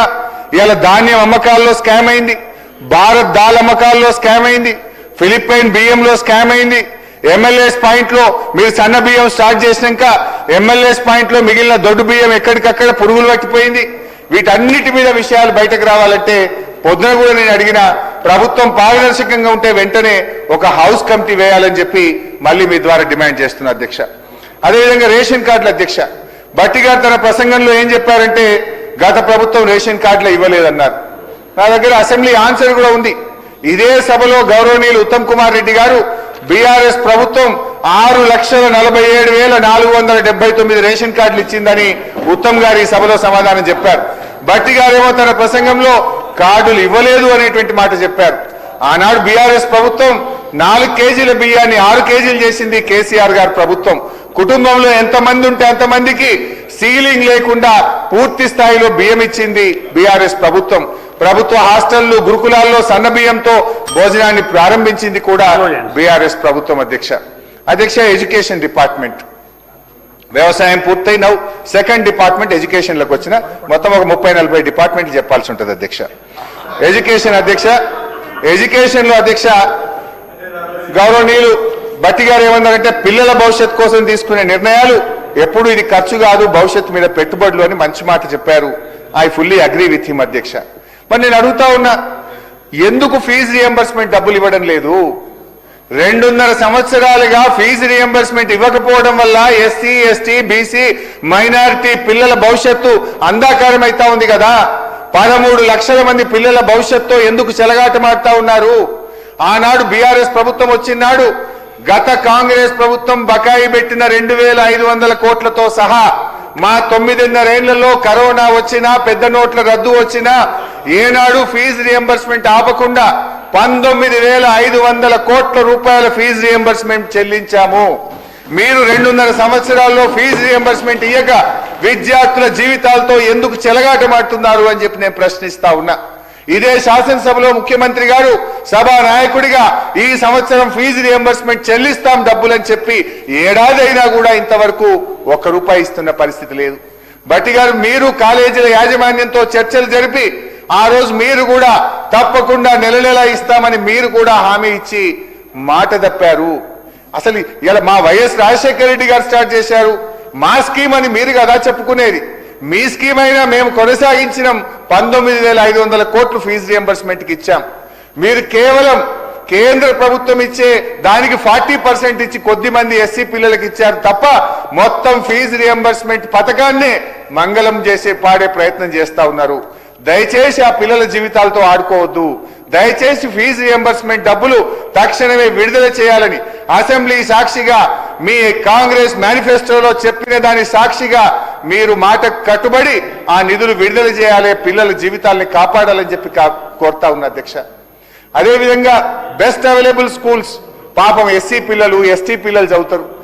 బెస్ట్ అవైలబుల్ స్కూల్స్ కూడా డబ్బులు విడుదల చేయరా భట్టి గారు? ఏం పాపం చేసింది ఆ పిల్లలు? ఎస్సీ ఎస్టీ పిల్లలు బిఏఎస్ పిల్లలకి ఇయ్యరు, ఫీజు రియంబర్స్మెంట్ ఇయ్యరు. ఇది ఎక్కడిది అధ్యక్ష?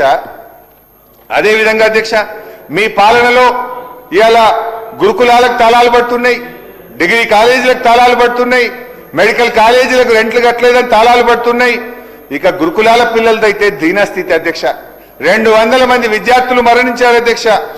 ఉన్న గురుకులాల్లో పురుగులన్నం. ఏం సార్, నేను సెకండ్ డిపార్ట్మెంటే సార్, ఇంకా 32 ఉన్నాయి సార్. రాగండి. మీరు 32 మనకు గంట మీకు గంట ఇచ్చిన సమయం పురుగులన్నం పెట్టడం, పురుగులు లేకుండా ఇంత కడుపు నిండి అన్నం పెట్టడం చేతగానటువంటి ప్రభుత్వం వీళ్ళేందో కోతలు కోస్తా ఉన్నారు అధ్యక్ష. Young India school, young India school అంటున్నారు. అదో బిగ్ స్కామ్ అధ్యక్ష. యంగ్ ఇండియా స్కూల్ ఇప్పటిదాకా 76 మంజూరు చేసినారు. మా బీఆర్ఎస్ ఎమ్మెల్యేలకు ఒక్కరికి కూడా యంగ్ ఇండియా స్కూల్ ఇస్తలేరు. పార్టీ మారిన 10 మందికి అయితే ఇచ్చింది అధ్యక్ష, కానీ మాకు మాత్రం యంగ్ ఇండియా స్కూల్ ఇయ్యలే అధ్యక్ష. అయితే ఈ యంగ్ ఇండియా స్కూల్ సంగతి కూడా చెప్తా అధ్యక్ష. యంగ్ ఇండియా స్కూళ్లకు 76 స్కూళ్లకు టెండర్ పిలిచారు అధ్యక్ష. ప్రతి టెండరు ఎక్సెసే 4.96%. ప్రతి టెండరు 4.96% ఎక్సెస్ ఉంటుందా అధ్యక్ష? ఒక్కటన్నా మైనస్ పోదా? 4.96 ఎక్సెస్. ఏ టెండర్ చూడు 4.96 ఎక్సెస్. మొత్తం రింగ్ అయిపోయినరు. దాదాపు 1000 కోట్ల రూపాయలు ఇవాళ యంగ్ ఇండియా ఇంటర్నేషనల్ స్కూళ్ల మీద ఇవాళ అవినీతి జరుగుతూ ఉంది. ఇదేం ఎక్సెస్ అధ్యక్ష? 76 స్కూళ్ళలో ఒకటో రెండో మైనస్ పోవా? కనీసం ఒకటి రెండన్నా 1%, 2% ఎక్సెస్ ఉంటుంది. అన్ని 4.96. Is it not scam sir? దీని మీద విచారణ జరపండి. చీటికి మాటికి సిట్లు వేస్తారు కదా మా మీద, వేయండి దీని మీద ఒక సిట్టు, జరపండి దీని మీద విచారణ. ఇంకోటి అధ్యక్ష, మాది పారదర్శకం అంటారు మా బట్టి అన్న. నేను ఒకటి అడుగుతున్నా బట్టి గారు, మీరు ఇక్కడ ఉన్నారు, మేము అక్కడ ఉన్నాం. ఆ రోజు మిషన్ కాకతీయ స్టార్ట్ చేస్తే అన్ని నియోజకవర్గాల్లో చేసినాం కదా. క్యాంప్ ఆఫీసులు కడితే అన్ని నియోజకవర్గాల్లో కట్టినాం కదా. 119 బీసీ గురుకులాలు స్టార్ట్ చేస్తే అన్ని నియోజకవర్గాల్లో చేసినాం కదా. 119 ఎస్సీ గురుకులాలు స్టార్ట్ చేస్తే అన్ని నియోజకవర్గాలు చేసినాం కదా. మిషన్ కాకతీయ చేస్తే అన్ని నియోజకవర్గాలు చేసినాం కదా. మెడికల్ కాలేజీలు పెడితే 33 జిల్లాలకు మెడికల్ కాలేజీలు ఇచ్చినాం కదా. ఇవాళ మేము ఏం చేసినా పారదర్శకంగా చేసినాం. మీరు మొన్న ఎస్డిఎఫ్ ఒక జీవో ఇచ్చిండ్రు, జీవో నంబర్ 251, 1/11/2025 నాడు ఒక జీవో ఇచ్చిండ్రు ఎస్డిఎఫ్. కేవలం 76 మంది ఎమ్మెల్యేలకే ఎస్డిఎఫ్ ఇచ్చిండ్రు. అంటే మేము ఎమ్మెల్యేలం కాదా? మా దగ్గర ప్రజలు లేరా? మీరు ఈ రాష్ట్రానికి ముఖ్యమంత్రి, 76 నియోజకవర్గాలకి ప్రభుత్వం ఉందా? ఈ ప్రభుత్వం మొత్తం రాష్ట్రానికి ఉందా? 76 నియోజకవర్గాలకు ఉందా? మాకెందుకు ఇయర్ ఎస్డిఎఫ్ అని అడుగుతా ఉన్నా. పార్టీ మారిన 10 మంది బీఆర్ఎస్ ఎమ్మెల్యేలకు ఇచ్చిండ్రు, కానీ ఇవాళ ప్రతిపక్షంలో ఉండి ప్రజల గొంతుకగా ఉన్న మాకు మాత్రం ఇవాళ ఎస్డిఎఫ్ ఇవ్వలేదు అధ్యక్ష. హౌ ఇట్ ఈస్ ఫెయిర్ అధ్యక్ష? సంక్షేమ రంగం అధ్యక్ష. ఇక సంక్షేమ రంగం అధ్యక్ష, మేనిఫెస్టోలో ఊదరగొట్టిన డిక్లరేషన్లు, వాగ్దానాలు అధికారంలోకి రాగానే చెత్తబుట్ట పాలైనాయి. ఈ సంక్షేమ రంగంలో కాంగ్రెస్ తీరు ఎట్లా ఉందంటే నోటితో నవ్వుతూ నొసటితో వెక్కిరించినట్టుంది అధ్యక్ష. అధ్యక్ష, సోషల్ వెల్ఫేర్ బట్టి గారు మంచిగా వినాలి అధ్యక్ష. పాపం అందరికంటే పేదలు, వాళ్ళ విషయంలో మనందరికి కన్సర్న్ ఉండాలి, మనందరికి బాధ్యత ఉంటుంది అధ్యక్ష. ఎస్సీ వెల్ఫేర్ అధ్యక్ష, 2014-15లో బీఆర్ఎస్ పార్టీ మొదటిసారి అధికారంలోకి వచ్చినప్పుడు 1396 కోట్లు ఖర్చు పెట్టాం. మేము దిగిపోయినప్పుడు 2023-24 4703 కోట్ల రూపాయలు ఎస్సీ వెల్ఫేర్ మీద ఖర్చు పెట్టినాం. ఒక ఇయర్ 2021-22 అయితే 7361 కోట్లు ఖర్చు పెట్టాం ఎస్సీ వెల్ఫేర్ కు. మరి మీ యొక్క మొదటి సంవత్సరం, మీ పాలనలో మీరు పెట్టిన బుక్కులోని మాట, 2024-25లో దళితుల సంక్షేమం మీద కాంగ్రెస్ పార్టీ ప్రభుత్వం పెట్టిన ఖర్చు కేవలం 1399 కోట్లు. 1395 కోట్లు. షేమ్ అధ్యక్ష ఇది. అంటే 10 ఏళ్ల కింద బీఆర్ఎస్ ప్రభుత్వం పెట్టిన దానికంటే తక్కువ. 2014-15లో మేము 1396 కోట్లు పెడితే 11 ఏళ్ల తర్వాత దళితులకు 2024-25లో ఈ కాంగ్రెస్ ప్రభుత్వం పెట్టిన ఖర్చు 1395 కోట్లు. అంటే ఇది సిగ్గుతో మనందరం కూడా తలదించుకోవాలి అధ్యక్ష. ఎస్సీ ఎస్డిఎఫ్ అంటాం, వాళ్ళ నిధులు వాళ్ళకే ఖర్చు పెడతామంటాం, ప్రత్యేకమైన బడ్జెట్ పెడతాం. ఎందుకు ఇంత తక్కువ ఖర్చు పెట్టారో ఒక్కసారి ఆత్మవిమర్శ చేసుకోవాలని కోరుతా ఉన్నా అధ్యక్ష. ఇదా ఎస్సీల సంక్షేమం మీద మీకున్న ప్రేమ? ఇదా మీకు దళితుల మీద ఉన్న ప్రేమ? ఇది ఎట్లా ఉందంటే అధ్యక్ష, పంచపాండవులు ఎంతమంది అంటే మంచం కోళ్ళలాగా ముచ్చటగా ముగ్గురని 2 వేలు చూపి ఒక్క గీత గీసినట్టుంది అధ్యక్ష. అధ్యక్ష, చాలా డీటెయిల్స్ ఉన్నాయి కానీ తగ్గించి చెప్పే ప్రయత్నం చేస్తే అధ్యక్ష, 2024-25లో ఎస్సీ వెల్ఫేర్ కు 33,124 కోట్లు పెట్టి మీరు పెట్టిన ఖర్చు 14,148 కోట్లు. జస్ట్ 42%. పెట్టిన బడ్జెట్ లో 42% మాత్రమే ఖర్చు పెట్టారు. 25-26 40,231 కోట్లు పెట్టి 14,732 కోట్లు మొన్న ఫిబ్రవరి ఎండింగ్ వరకు పెట్టిన ఖర్చు 36% మాత్రమే, 36%. అంటే మీ దళిత ద్రోహం ఎంత దారుణంగా ఉందో ఇంకా బాగా అర్థం కావాలంటే ఇంకా 1-2 ఎగ్జాంపుల్స్ చెప్తా అధ్యక్ష. దళిత యువత ఉపాధి కోసం ఎస్సీ కార్పొరేషన్ కు 3,267 కోట్లు కేటాయించారు అధ్యక్ష. పెట్టిన ఖర్చు ఎంత అంటే 28 కోట్లు. పెట్టింది 3,267 కోట్లు, ఖర్చు పెట్టింది 28 కోట్లు. ఇదా దళితుల మీద ఉన్న ప్రేమ? ఆనాడు కేసీఆర్ గారు దేశంలో ఎక్కడ లేని విధంగా దళితుల ఆర్థిక సాధికారత కోసం దళిత బంధు పథకాన్ని తెచ్చారు అధ్యక్ష. మీ నియోజకవర్గంలో కూడా ఒక చింతకాని మండలాన్ని తీసుకున్నారు అధ్యక్ష. మీరేమన్నారు అధ్యక్ష? అంబేద్కర్ అభయహస్తం పెట్టి మీరు 10 ఇచ్చిండ్రు, మేము 12 ఇస్తాము అన్నారు అధ్యక్ష. ఏమైనాయి 12? ఒక్కరికన్నా ఇచ్చారా అధ్యక్ష? ఏ ఒక్క యువకుడికైనా అందాయా అధ్యక్ష? నేను అడుగుతా ఉన్నా అధ్యక్ష. కేసీఆర్ గారి తెచ్చిన పథకమని ఒకే ఒక్క కక్షతో, రాజకీయ కోపంతో దళిత సమాజాన్ని చీకట్లోకి నెట్టేస్తా ఉన్నారు అధ్యక్ష. ఇంకా బాధ కలిగేది అధ్యక్ష. ఒకవైపేమో కంక్లూడ్ చేయండి హరీశ్రావు గారు. మిగతా సభ్యులు కూడా ఇంకా మాట్లాడేది ఉంది, మీరు కంక్లూడ్ చేయండి. మీకు ఇచ్చిన దానికి చాలా సమయం కేటాయిస్తున్నాం సార్. దయచేసి కంక్లూడ్ చేయండి. నేను ఇంత చక్కగా ఈ రాష్ట్రానికి ప్రజలకు అవసరమైన నేను తిడతలేను కదా సార్, మీరు కంక్లూడ్ చేయండి. నేను విమర్శిస్తలేను కదా సార్. చాలా మంది సభ్యులు సార్ సబ్జెక్ట్ మాట్లాడుతున్నా సార్. నాకు ఇంకా సభ్యులు ఒక 1 అవర్ సార్, 1 అవర్ ఉందండి. 1 అవర్ సార్, 1 అవర్ లేదు హరీశ్రావు గారు, 1 అవర్ సార్, హరీశ్రావు గారు 1 అవర్ సార్. సార్ ఇప్పుడు నేను ఎప్పుడు మాట్లాడినా మిమ్మల్ని వచ్చి కూర్చోబెడుతురు ఇడ. ఇదేదో కుట్ర అవుతుంది సార్. నేను మాట్లాడినప్పుడే మీరు వచ్చి కూర్చుంటారు ఇడ. స్పీకర్ గారు లోపల పోతున్నారు, మీరు వచ్చి కూర్చుంటారు, బెల్లు కొడుతున్నారు. ఇదేదో కుట్ర జరుగుతుంది సార్, నా మీద కుట్ర జరుగుతుంది sir. This is not fair sir. Balu Nayak గారు ఇది మీకు తగదు సార్. అధ్యక్ష మీకు తగదు సార్. ఇది panel speaker sir. Sir panel speaker గారు కూడా చైర్ లో కూర్చున్నప్పుడు he will act as a speaker. ఈ కాంట్ అట్రిబ్యూట్ అస్పర్షన్ చైర్ మీద చేయరాదు, వారికి కూడా తెలుసు అధ్యక్ష. We take severe offence. Second thing, general discussion on budget అన్నప్పుడు వారికి కూడా తెలుసు అధ్యక్ష.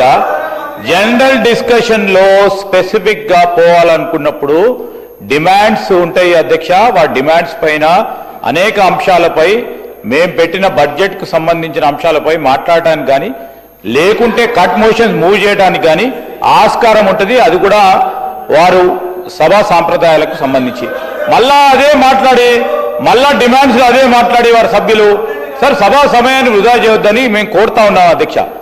వారు ఇప్పుడేమన్నారు అధ్యక్ష? ఇప్పుడే ఉన్నాయి 40, 30 మాట్లాడండి. ప్రతి సబ్జెక్ట్ మీద, ప్రతి డిమాండ్ మీద మాట్లాడమని కోరుతా ఉన్నాం కదా అధ్యక్ష. డిమాండ్స్ సంబంధించి మేము గిలిటిన్ చేయలే మీలాగా, గిలిటిన్ చేయలే. డిమాండ్ సంబంధించి గత 2 సంవత్సరాలుగా గిలిటిన్ ఎప్పుడు చేయలే. ప్రతిపక్షాలకు సంబంధించిన సభ్యులందరూ కూడా డిమాండ్స్ పైన మాట్లాడినరు. ఇప్పుడు కూడా మాట్లాడడానికి అవకాశం ఉంది. ఖచ్చితంగా కూడా ఈసారి ఆదివారం కూడా సభను పెట్టడం జరిగింది అధ్యక్ష. అందరికీ అవకాశం ఇవ్వాలని ఆలోచన చేస్తా ఉన్నాం. మీరు హరీష్ రావు గారికి స్పెసిఫిక్ గా ఆ సబ్జెక్ట్స్ పైన, అన్ని డిమాండ్స్ పైన ప్రతిరోజు కూడా ఉన్నాయి కనుక ఆ డిమాండ్స్ పైన ఈ రోజు వారికి ఉన్న అభిప్రాయాన్ని తెలియజేయడానికి ఆస్కారం ఉంటుంది అధ్యక్ష. Please I request honourable member to conclude. Harish Rao గారు సార్, మా ఎలియా మినిస్టర్ గారు అంటే మాకు చాలా గౌరవం సార్. దయచేసి సరే సార్, 5 నిమిషాల్లో కంక్లూడ్ చేయండి. డిమాండ్స్ 32 డిపార్ట్మెంట్లు ఉన్నాయని చెప్పినా ఒక 20 తీసేస్తా సార్. ఒక 20 తీసేసి ఒక 10-12 డిపార్ట్మెంట్ 20 తీసేస్తా సార్. ఒక 20 డిపార్ట్మెంట్లు తగ్గించుకుంటా సార్. ఒక 8-10 డిపార్ట్మెంట్లు మాట్లాడతా సార్. ప్లీజ్ ఇంపార్టెంట్ మాట్లాడదాం సార్. ఎస్సీ ఎస్టీ, మన ఎస్టీల గురించి మాట్లాడుకుందాం సార్ దయచేసి. Okay sir, please sir, please sir, please sir. అధ్యక్ష, మనం ఎస్సీ వెల్ఫేర్లో నిధుల గురించి ఎట్లా ఖర్చు పెడుతున్నారో చెప్పిన అధ్యక్ష. ఎస్సీ కార్పొరేషన్ కు 3,267 కోట్లు బడ్జెట్ లో కేటాయించి గౌరవ ఉప ముఖ్యమంత్రి బట్టి విక్రమార్క గారి సాక్షిగా ఈ సంవత్సరం పెట్టిన ఖర్చు 28 కోట్లు మాత్రమే. ఇది ఏ రకంగా దళిత సమాజాన్ని ఉద్ధరించే పద్ధతి ఇది? అదేవిధంగా నిధుల సంగతి చూస్తే అట్లా. ఇంకోటి అధ్యక్ష, ఒకవైపు నిధుల్లో కోత పెడుతూ దళితుల జీవనాధారమైనటువంటి అసైన్డ్ భూములను కాజేసే ద్రోహ చర్యలకి ప్రభుత్వం పాల్పడతా ఉంది. కాంగ్రెస్ మేనిఫెస్టోలోనేమో ఎస్సీ ఎస్టీ అసైన్డ్ భూములకు పట్టాలిస్తాం, మిమ్మల్ని ఓనర్లు చేస్తాం అని ఘనంగా చెప్పారు అధ్యక్ష. కానీ 2 ఏళ్ల కాలంలో ఏం జరిగింది అధ్యక్ష? ఈ రాష్ట్రంలో 50,000 ఎకరాల ఎస్సీ ఎస్టీ భూములను అన్యాయంగా ఈ ప్రభుత్వం కాజేస్తా ఉంది. పారిశ్రామిక పార్కుల పేరు మీద, రోడ్ల పేరు మీద ఎక్కడ చూసినా దళితుల భూములే లాక్కుంటా ఉన్నారు. 50,000 ఎకరాలు ఈ రోజు ఈ ప్రభుత్వం ఎస్సీ ఎస్టీ భూములను, నేను జిల్లాల వారీగా వివరాలు చెప్పడానికి రెడీగా ఉన్నా. డిస్కషన్ పెట్టండి. ఏ జిల్లాలో ఎంత ఎక్వైర్ చేసిండ్రు, ఎంత నోటిఫికేషన్ ఇచ్చిండ్రు, ఎన్ని ప్రపోజల్స్ పెట్టిండ్రో కూడా డీటెయిల్స్ చెప్పడానికి రెడీగా ఉన్నా. Is it fair? ఇది మీకు న్యాయమా? దళితుల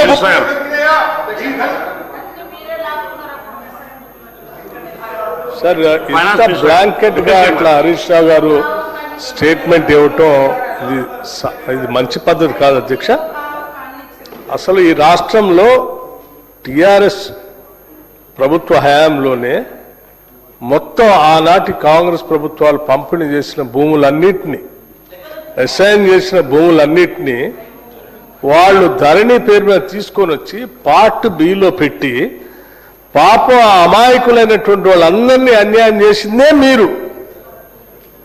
ఆదిలాబాద్ నుంచి మొదలు పెడితే ఖమ్మం వరకు ప్రతి జిల్లాలో, చివరికి ఆదిలాబాద్ జిల్లాలో అధ్యక్ష ఒక ఊరైతే వెట్టి చాకిరి రిమూవల్ కింద ఇచ్చినటువంటి గ్రామానికి సంబంధించిన భూముల్ని, ఇళ్లను కూడా లాక్కున్నారు అధ్యక్షుడు. అబాలేషన్ ఏంటి వెట్టి దానికోసం ఇచ్చిన భూములు కూడా లాక్కున్నారు. వాటన్నింటినీ సరిచేసి ఈరోజు మీరు పార్ట్ బిలో పెట్టి ఆ భూములన్నింటినీ మీకు కావాల్సిన వాళ్ళందరికీ అడ్డగోలుగా పంపిణీ చేసి కావాల్సిన రకరకాల కొన్ని చోట్ల అయితే లేఅవుట్లు చేసి కూడా అమ్మేశారు అధ్యక్ష. అది ఏ స్థాయికి వెళ్ళిందంటే వీళ్ళు లేఅవుట్ చేసి అమ్మారు, రిజిస్ట్రేషన్ చేద్దామంటేనేమో అది పిఓటి కింద ఉంది. చివరికి కొనుక్కున్నోళ్ళు అమ్మినోళ్ళు ప్రభుత్వం అన్ని గందరగోళ పరిస్థితుల్లో కొన్ని పెట్టారు.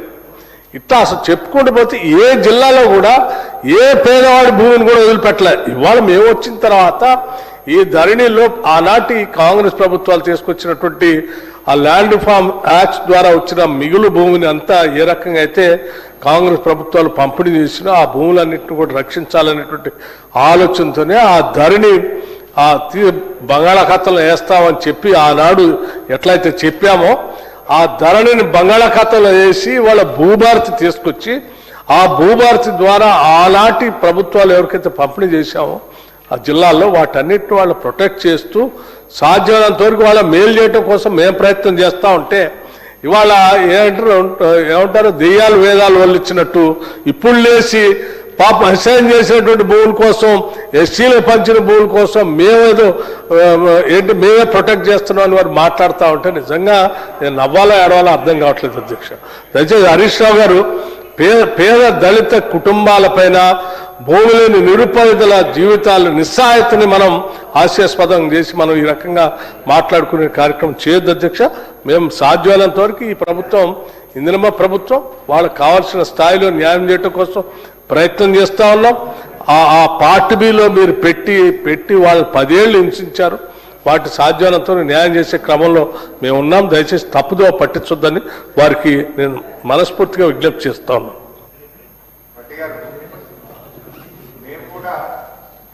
నుంచి కన్సర్న్ తోనే మాట్లాడుతున్నా అధ్యక్ష. మేము స్ట్రైట్ గా అడుగుతున్నా, ఎస్సీ ఎస్టీ అసైన్డ్ భూములకు పట్టాలు ఇస్తామని మీరు హామీ ఇచ్చారా లేదా? ఇస్తే ఎప్పట్లోగా చేస్తారు? నంబర్ 1. నంబర్ 2, ఈ రోజు ఈ ప్రభుత్వం వచ్చిన తర్వాత 50,000 ఎకరాల ఎస్సీ ఎస్టీ అసైన్డ్ భూములను పారిశ్రామిక పార్కుల మీద ఇతర కారణాలతో తీసుకుంటున్న మాట వాస్తవమా కాదా? తీసుకోకుంటే వాళ్ళ భూములు వాళ్ళకు వాపసు ఇవ్వండి, పట్టాలు ఇచ్చి వాళ్ళని బతకనియండి. నంబర్ 3, మీ మేనిఫెస్టోలో ఒకవేళ ఎస్సీ ఎస్టీ భూములు తీసుకుంటే మార్కెట్ రేట్ ఇస్తామని మీరు మేనిఫెస్టోలో పెట్టారు. మార్కెట్ రేట్ ప్రకారం అయినా సరే వాళ్ళకి ఇవ్వాలని చెప్పి కోరుతా ఉన్నా. నంబర్ 3. నంబర్ 4 అధ్యక్ష, మీరే ఫార్మాసిటీ దగ్గర పాదయాత్ర చేసి కాంగ్రెస్ అధికారంలోకి వస్తే ఫార్మాసిటీని రద్దు చేస్తాం, వాళ్ళ భూములు తిరిగి వాళ్ళకి ఇస్తామని మీరు చెప్పారా లేదా? మరి చెప్పిన మాట కట్టుబడే నాయకత్వం అయితే, ఇందిరమ్మ రాజ్యం అయితే ఫార్మాసిటీ భూములను తక్షణమే తిరిగి రైతులకు మీరు ఇచ్చిన మాట ప్రకారంగా ఇవ్వాలని నేను డిమాండ్ చేస్తా ఉన్నా. ఇకపోతే అధ్యక్ష, ఎస్టీల విషయంలో కూడా అదే జరుగుతా ఉంది. మినిస్టర్ కదండి వాళ్ళు. అధ్యక్ష, గౌరవ సభ్యులు హరీష్ రావు గారు మాట్లాడుతున్నారు అసైన్ ల్యాండ్స్ గురించి కానీ దళితుల ల్యాండ్ల విషయంలో కానీ. మాకు అత్యంత బాధాకరమైందంటే అధ్యక్ష, కరీంనగర్ జిల్లా వాస్తవ్యం సిద్దిపేట మీకెళ్ళి పోతుంటాం అధ్యక్ష. మా లిడిక్యాప్ మా దళితులకు సంబంధించిన హక్కు. మా లిడిక్యాప్ భూములు వారి హయాంలో పోలీస్ డిపార్ట్మెంట్ సంబంధించిన అధికారులకు కట్టబెట్టి అక్కడ పోలీస్ కమిషనరేట్ కట్టిన అధ్యక్ష. ఆయన చర్చ వెళ్ళిన అధ్యక్ష. వీళ్ళు మొదటి నుంచి కూడా వీరు ఏదైతే ఉద్యమంలో నేపథ్యం ఉన్నటువంటి నుంచి మా దళిత విషయంలో ప్రతి విషయంలో కూడా వాళ్ళు చెప్పినట్టు మాట ఇది కూడా అమలు చేయలేదు అధ్యక్ష. ఎస్సీ సబ్ ప్లాన్ నిధుల విషయంలో కానీ, మా లిడిక్యాప్ ల్యాండ్స్ విషయంలో కానీ, మా అసైన్ ల్యాండ్ విషయంలో అధ్యక్ష ఒక ఉదాహరణ ఒక విషయం చెప్తా అధ్యక్ష. ధర్మారావు అధ్యక్ష నా కాన్స్టిట్యున్సీ పుస్కూర్ రామారావు గారు ఒక పెద్ద దొర అధ్యక్ష. హైదరాబాద్లో ఎప్పుడో వచ్చేసిండు అధ్యక్ష. ఆయన సుమారు 30 సంవత్సరాల కింద ధరణి ద్వారా అధ్యక్ష ఏదైతే కబ్జాదార్ కాలంలో మా పేదవాళ్ళు దళితులు పాపం ఎందుకంటే వాళ్ళ తాతల దగ్గర సాదా కాగితం మీద రాసుకొని దుక్కు దున్నుకొని దాని మీద జీవనోపాధి చేస్తుంటే ధరణి రావడం వల్ల ఆ అనుభవతారు కాలం ఎగిరిపోయి పట్టాదారు కాలం వచ్చినాక ఆయన హైదరాబాద్కి వెళ్ళి వచ్చి ఆ భూముల గురించి గుంజుకున్నారు అధ్యక్ష. మా పేదవాళ్ళ దగ్గరికి వెళ్ళి వాళ్ళ ప్రభుత్వం హయాంలో వాళ్ళ సర్కార్ హయాంలో మీ రోడ్ల మీద కూర్చొని ఆ పేదల పక్షాన మీ రోడ్ల మీద కూర్చుంటే వారు ఏమంటున్నారు, మీ పట్టాలో ఉన్నది, మా కాగితం ఉన్నది, మా ధరల ద్వారా మాకు హక్కు వచ్చింది అని చెప్పి మెడలు బట్టి బయటకు గంటేసిన లెక్క అధ్యక్ష మమ్మల్ని. ఇన్ని విధాల ఆ ప్రభుత్వంలో మా దళితులకు సంబంధించినటువంటి మా ఇందిరమ్మ తల్లి ఇచ్చినటువంటి భూముల విషయంలో అసైన్ పరంగా మా హక్కు విషయంలో మా హక్కును ఆ ప్రభుత్వంలో ధరణితోని మా కడుపు కొట్టి మా భూములు గుంజుకొని మా లిడిక్యాప్ భూములు అధ్యక్ష ఛాలెంజ్ చేస్తా అధ్యక్ష. ఈ సభ ద్వారా మాకెంత అన్యాయం జరిగిందో అధ్యక్ష నేను రుజువు చేసిన సిద్ధంగా ఉన్నా అధ్యక్ష నేను అధ్యక్ష. ధన్యవాదాలు లక్ష్మణ్ గారు. దయచేసి కంక్లూడ్ చేయండి. దయచేసి మీరు కంక్లూడ్. ఇప్పుడు లక్ష్మణ్ గారు మీరు 2 నిమిషాలు మీరే ప్రభుత్వం, మీరే మంత్రి కదా, మీ మాటల్లో నిజాయితీ ఉంటే, మీ మాటల్లో దళితుల మీద ప్రేమ నిజమైతే వెంటనే పోలీసు వాళ్ళ ల్యాండ్ కమిషనరేట్ రద్దు చేయండి, దళితులకు తిరిగి వాపసు ఇవ్వండి, నేను మీకు వచ్చి నేనే సన్మానం చేస్తా. అట్లే మీరు అక్కడెక్కడో ఇంకో దగ్గర జరిగింది అన్నారు కదా, దాన్ని కూడా రద్దు చేసి తక్షణమే మీరే ప్రభుత్వం కదా, now give it back to the ఎస్సీస్. We appreciate. ఇప్పుడు సిద్దిపేట లిడిక్యాప్ ఏదైతే ఉందో పోలీస్ కమిషనరేట్ రద్దు చేయండి, పోలీసు వాళ్ళ దగ్గర నుంచి భూములు వాపస్ తీసుకోండి, పోలీసు వాళ్ళకి వేరే దగ్గర ఇవ్వండి, లిడిక్యాప్ భూములు వాళ్ళకి ఇవ్వండి. We feel happy, we appreciate. అధ్యక్ష కంక్లూడ్ చేయండి. చేస్తా అధ్యక్ష. కంక్లూడ్ చేయండి. వాళ్ళు లేచి మాట్లాడినప్పుడు నేను సమాధానం చెప్పొద్దా? కంక్లూడ్ చేయండి. కొద్దిగా ఆగండి సార్. కంక్లూడ్ చేయండి సార్. మన గిరిజనుల గురించి మాట్లాడుకుంటాం సార్. ఆగండి సార్. కంక్లూడ్ చేయండి. ఇక్కడ నేను ఎస్సీలోనే ఉన్నా సార్. ఆగు సార్. ఎస్సీల గురించి మాట్లాడుకుందాం. కంక్లూడ్ చేయండి. అరే మనోళ్ళ గురించి మాట్లాడుకుందాం సార్. తండాలని ఆగమవుతున్నాయి సార్. జర ఆగు సార్. తండాల గురించి మాట్లాడండి సార్. కంక్లూడ్ చేయండి సార్. తండాల గురించి మాట్లాడండి సార్. కంక్లూడ్ చేయండి. అధ్యక్ష ఎస్టీల గురించి విన్నాం. ఎస్టీల గురించి ఒకసారి చాలా ఉంది కానీ నేను కట్ షార్ట్ చేసి మాట్లాడతా అధ్యక్ష. గిరిజన విద్యార్థులకు పోస్ట్ మెట్రిక్ స్కాలర్షిప్ల కోసం బడ్జెట్ లో 65 కోట్లు పెడితే పెట్టిన ఖర్చు 1,75,00,000. ప్రీ మెట్రిక్ స్కాలర్షిప్లకు బడ్జెట్ లో 53 కోట్లు పెడితే పెట్టిన ఖర్చు 5 కోట్ల రూపాయలు. విదేశాల్లో చదువుకునే గిరిజన విద్యార్థుల కోసం బడ్జెట్ లో పెట్టిన డబ్బులు 38 కోట్లయితే పెట్టిన ఖర్చు కేవలం 16 కోట్ల రూపాయలు అధ్యక్ష. ఆనాడు కేసీఆర్ గారు గిరిజనులకు 10% రిజర్వేషన్ అంటే 10% రిజర్వేషన్ ఇచ్చాం, తండాలను గ్రామ పంచాయతీలు చేశాం, తండాలకు రోడ్లు వేసే ప్రయత్నం చేసినాం. కానీ మీరేం చేస్తున్నారు అధ్యక్ష? ఇవాళ గిరిజన పిల్లల స్కాలర్షిప్ల కోసం బడ్జెట్ లో పెట్టిన నిధులు ఖర్చు చేయకుండా 1,750 కోట్ల రూపాయలు ఇవాళ గిరిజన విద్యార్థుల డబ్బుల మీద కోత పెట్టినారు అధ్యక్ష. ఒకవైపు నిధులు మళ్లిస్తున్నారు, ఇంకొక వైపు గిరిజనుల భూములన్నీ కూడా తీసుకునే ప్రయత్నం చేస్తున్నారు. భట్టి గారు, మరి అధికారులు మీ దృష్టికి తెచ్చారో లేదో, ఎంత జిమ్మిక్ అంటే మీ బడ్జెట్ నాకైతే చాలా బాధతో మాట్లాడుతున్నా అధ్యక్ష. హౌసింగ్ డిపార్ట్మెంట్ కి ఈసారి బడ్జెట్ లో ఎన్ని డబ్బులు పెట్టారు? ఏదో 7,000 కోట్ల చిల్లర పెట్టినరు. దాంట్లో జీతాలు హడ్కో అప్పులు గట్టంగా మిగిలేది 5,500 కోట్లు మిగులుతాయి. అయితే ఇందిరా మిల్లకు ఆ పెట్టిన 5,000 ఇండ్లు ఎట్లా పెట్టింది తెలుసా sir? SC SDF, ST SDF. పాపం ఎస్సీలకు ఇవ్వాల్సిన ఎస్డిఎఫ్ డబ్బులను ఇందిరా మిల్లకు అంటే బీసీ గాని ఓసీలు గాని ఇల్లు కట్టరా అధ్యక్ష? పెట్టిన 5,000 కోట్లలో అధ్యక్ష ఎస్టీ ఎస్డిఎఫ్ కింద 3,124 కోట్లు పెట్టారు. ఎస్సీ ఎస్డిఎఫ్ కింద 3,535 కోట్ల రూపాయలు. మొత్తం హౌసింగ్ పేరు మీద ఎస్సీ ఎస్టీ ఎస్డిఎఫ్ కింద పెట్టేసి ఏమనంటే ఎస్డిఎఫ్ కు నిధులు పెట్టినామని చెప్పి దాంట్లో మాయ చేసి ఇవాళ ఎస్సీ ఎస్టీ ఎస్డిఎఫ్ నిధులను కూడా మళ్లించేటువంటి ప్రయత్నం జరుగుతా ఉంది అధ్యక్ష. ఇంత దారుణమా అధ్యక్ష? మీరుండి ఈ రకంగా మళ్లించడం ఇది మీకు తగదు అని చెప్పి మీరు ఆన్సర్ చేయండి sir. Last let me complete sir, time అవుతుంది ప్లీజ్.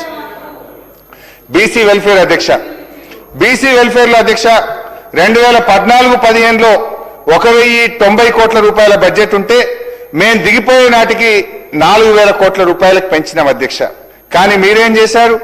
2024-25లో బీసీలకు మీరు ఖర్చు పెట్టిన డబ్బు 3067 కోట్లు మాత్రమే తగ్గింది.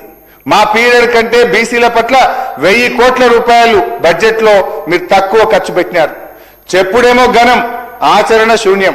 కామారెడ్డి బీసీ డిక్లరేషన్ లో ఏడాదికి 20,000 కోట్ల రూపాయలు బీసీల కోసం ఖర్చు పెట్టామని, బీసీ సప్లై అమలు చేస్తామని, కానీ ఇలా చేసింది ఏంటంటే 20,000 కోట్లు అని చెప్పిండ్రు. గత బీఆర్ఎస్ ప్రభుత్వం కంటే 1000 కోట్లు తక్కువ చేసి కేవలం 3,000 కోట్ల రూపాయలు మాత్రమే 50% జనాభా ఉన్న బీసీల మీద ఖర్చు పెట్టినారు అధ్యక్ష. మీ ప్రభుత్వం వచ్చిన తర్వాత ఇవాళ చేనేత కార్మికులకు చేనేత బంద్ అయింది, థ్రిఫ్ట్ బంద్ అయింది, రంజాన్ బతుకమ్మ చీరల ఆర్డర్లు బంద్ అయినాయి, గొల్ల కుర్మలకు గొర్రెలు బంద్ అయినాయి, ముదిరాజ్ బెస్త సోదరులకు చేప పిల్లలు బంద్ అయింది, గౌడన్నల కళ్ళు దుకాణాలపై దాడులు పెరిగినాయి, మద్యం షాపుల్లో 25% రిజర్వేషన్ ఇస్తామని మాట తప్పారు, ఎంబీసీ మంత్రిత్వ శాఖ మాట తప్పారు, బీసీ యువతకు 10 లక్షల వడ్డీ లేని రుణాలని చెప్పి మాట తప్పారు. ఆ బీసీ ఆత్మగౌరవ భవనాలు అద్భుతంగా కేసీఆర్ గారు నియోపోలిస్ లో కోకాపేటలో ఇస్తే అక్కడ మేము పూర్తి చేసిన గొల్ల కుర్మల భవనానికి వెళ్లి ముఖ్యమంత్రి గారు ప్రారంభోత్సవం చేసి వచ్చింది తప్ప 2.5 సంవత్సరాల మీ పాలనలో బీసీ ఆత్మ గౌరవ భవనాలకు ₹1 కూడా ఈ ప్రభుత్వం విడుదల చేయలేదంటే బీసీల మీద మీకు ఉన్నటువంటి ప్రేమ ఏ పార్టీదో మనకు అర్థమైతా ఉంది అధ్యక్ష. టైం సార్, దయచేసి సార్, దండం పెట్ట సార్. అరే పాపం ఎస్సీ ఎస్టీ బీసీ మైనార్టీల గురించి మాట్లాడుతుంది సార్, దయచేయండి సార్. 2 hours టైం ఇచ్చినాం, కంక్లూడ్ చేయండి. 2 గంటలు మైనార్టీల గురించి, ముస్లిం మైనార్టీల గురించి కూడా ఒకసారి విందాం అధ్యక్ష. మీరు కంక్లూడ్ చేయండి సార్. ఒక్క నిమిషం వినండి సార్. మైనార్టీల విషయంలో ఈ ప్రభుత్వ తీరు ఎట్లా ఉందో ఒకసారి మనం మాట్లాడుకోవాల్సిన అవసరం ఉంది అధ్యక్ష. భట్టి సాబ్, ఆ బడ్జెట్ में कांग्रेस पार्टी इलेक्शन मैनिफेस्टो में आप लोग बताए कि माइनॉरिटी बजट 4,000 करोड़ रुपया देंगे बोल के आप वादा करें. परसों पिछले बजट में आप लगाए 3,500 करोड़, लेकिन खर्च कितना हुआ? सिर्फ 1,600 रुपया खर्च करे. That means it's only 45%. Budget में लगाए कम, लेकिन उसमें खर्चा आधा भी नहीं करे, सिर्फ 45% खर्च हुआ है. बीआरएस का क्या काम है मैं बताना चाहता हूं.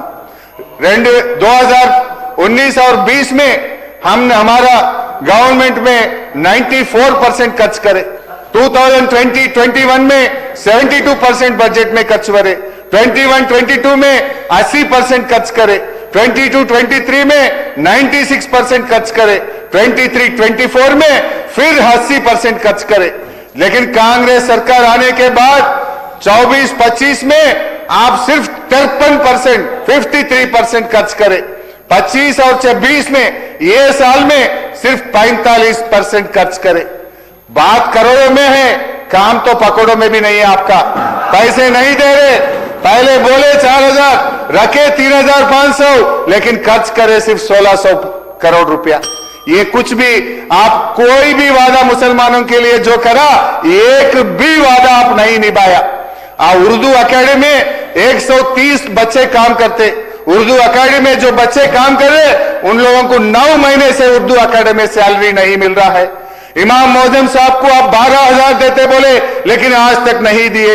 टिमरी स्कूल जो केसीआर साहब ने लगाए, एक जमाने में जब केसीआर साहब के टाइम में 1,20,000 बच्चे पढ़ते थे, लेकिन आपके सरकार आने के बाद 30,000 बच्चे टिमरी स्कूल में कम हो चुका है.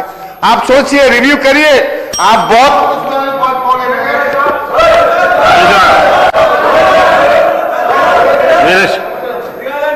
मंत्री गाరు వెంకయ్య గారు स्पीकर साहब, आप ये लोग इलेक्शन के 2014 इलेक्शन के पहले ये लोग वादा कर रहे थे 12% रिजर्वेशन देंगे मुसलमान को. हम तो 5% बोल के कोर्ट में आए तो 4% रिजर्वेशन लेके आज गरीब बच्चे डॉक्टर इंजीनियर बढ़े।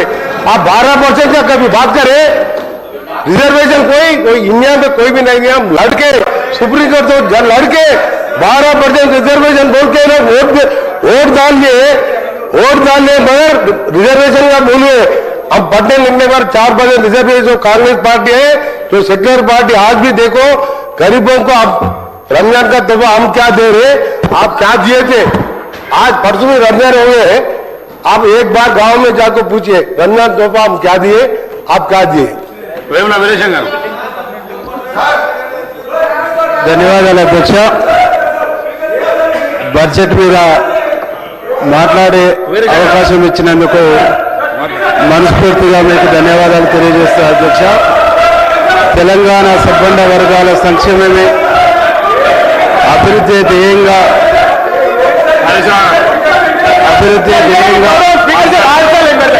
రెండుసార్లు మంత్రి అయినా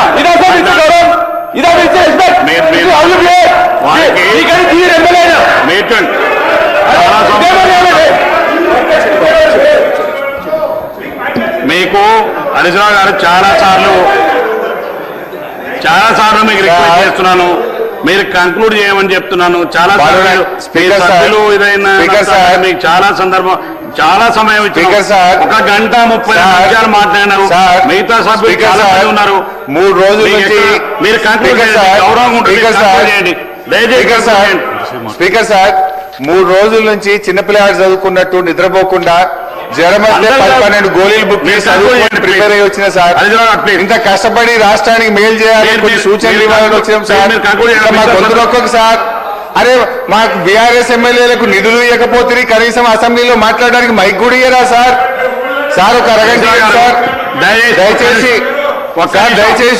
ఒక అరగంట ఇవ్వండి సార్. దయచేసి ఒక అరగంట ఇవ్వండి సార్. దయచేసి ఒక అరగంట సార్. నా మీద కుట్ర చేస్తున్నారు సార్ శ్రీధర్ బాబు గారు, ఇది మీకు తగదు సార్. నేను మాట్లాడితేనే మైక్ కట్ అవుతుందా సార్? ఒక అరగంట ఇవ్వండి సార్ దయచేసి. ఒక అరగంట సార్. చేతులు జోడించి ప్రార్థిస్తున్నా సార్. నేను మాట్లాడాల్సింది చాలా ఉంది సార్. మైనార్టీల గురించి, బీసీల గురించి, ఈ వెనుకబడిన వర్గాల గురించి మాట్లాడాలి సార్. గాల గురించి మాట్లాడితే మైక్ ఇయ్యరా సార్? దయచేసి సార్. మీ చాలా సార్ మీరు ఇప్పటికే 1 గంట 32 నిమిషాలు మీరు మాట్లాడినారు. ఇప్పుడు ఇంటరప్షన్ అన్ని తీసేసినా కానీ 1 గంట 32 సార్. దయచేసి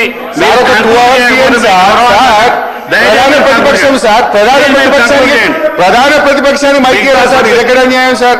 ప్రధాన ప్రతిపక్షానికి మైక్ ఇయ్యరా సార్? మొత్తం డిస్కస్ 4 అవర్స్ అనుకుంటే మీకు 1 గంట 32 నిమిషాలు మీరే మాట్లాడారు. What is wrong sir? కూడా మీకు రావాల్సిన దానికంటే ఎక్కువ సమయం ఇచ్చిన సార్. నేను 3.5 గంటలు కూర్చున్నా సార్. 3.5 గంటలు మీరు ఎప్పుడు బెల్లు కొడతారా అని అన్నం తినకుండా కూర్చున్నా సార్. తినకుండా కూర్చున్నా సార్. అన్నం తినలేదు సార్. 5 అవుతుంది సార్. అన్నం తినకుండా కూర్చున్నా సార్. మిగతా మైక్ ఇవ్వండి సార్.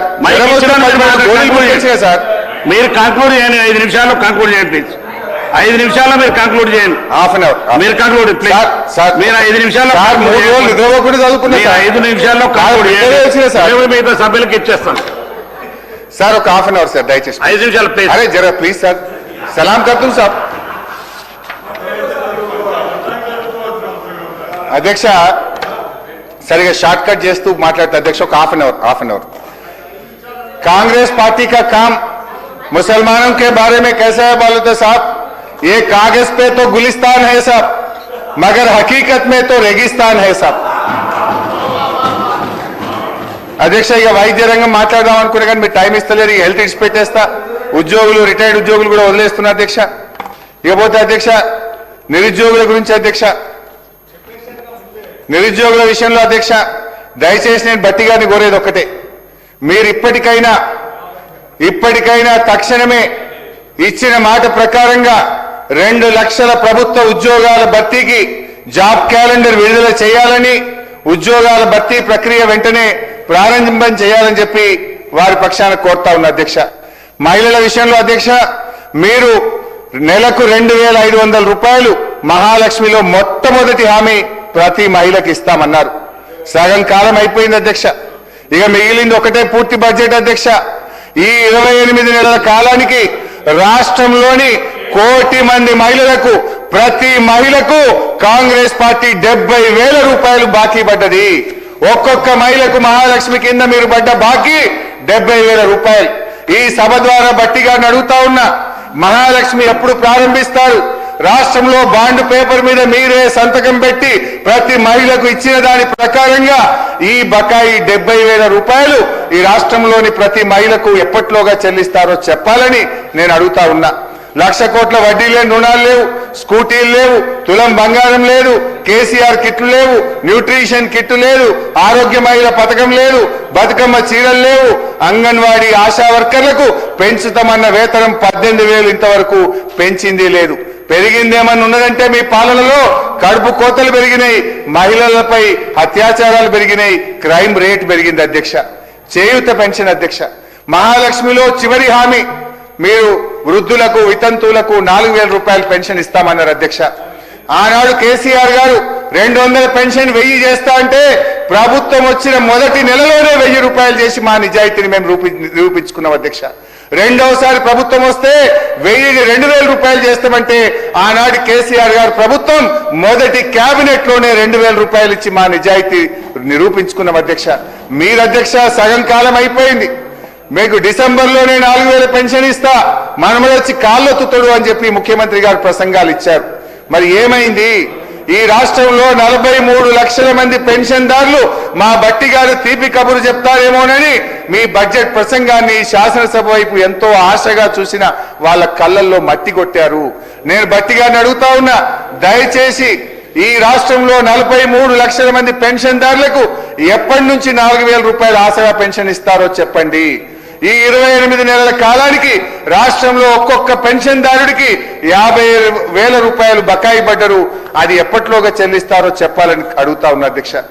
R&B గురించి ఆర్టీసీ గురించి కూడా మాట్లాడాల్సి ఉండే, మీరు టైం ఇస్తలేరు కనుక R&B ఆర్టీసీ వదిలేస్తున్నా అధ్యక్ష. మా భూభారతి కూడా చాలా విషయాలు మాట్లాడదామని కానీ భూభారతిలో చాలా విషయాలు కట్ చేసి స్ట్రైట్ గా సాదా బైనామాకు వస్తున్న అధ్యక్ష. ఆనాడు బీఆర్ఎస్ ప్రభుత్వ హయాంలో అధ్యక్ష కేసీఆర్ గారు ఉన్నప్పుడు 6,18,000 మందికి ₹1 ఖర్చు లేకుండా సాదా బైనామా అమలు చేసి పట్టా పాస్ పుస్తకాలు ఇచ్చాం.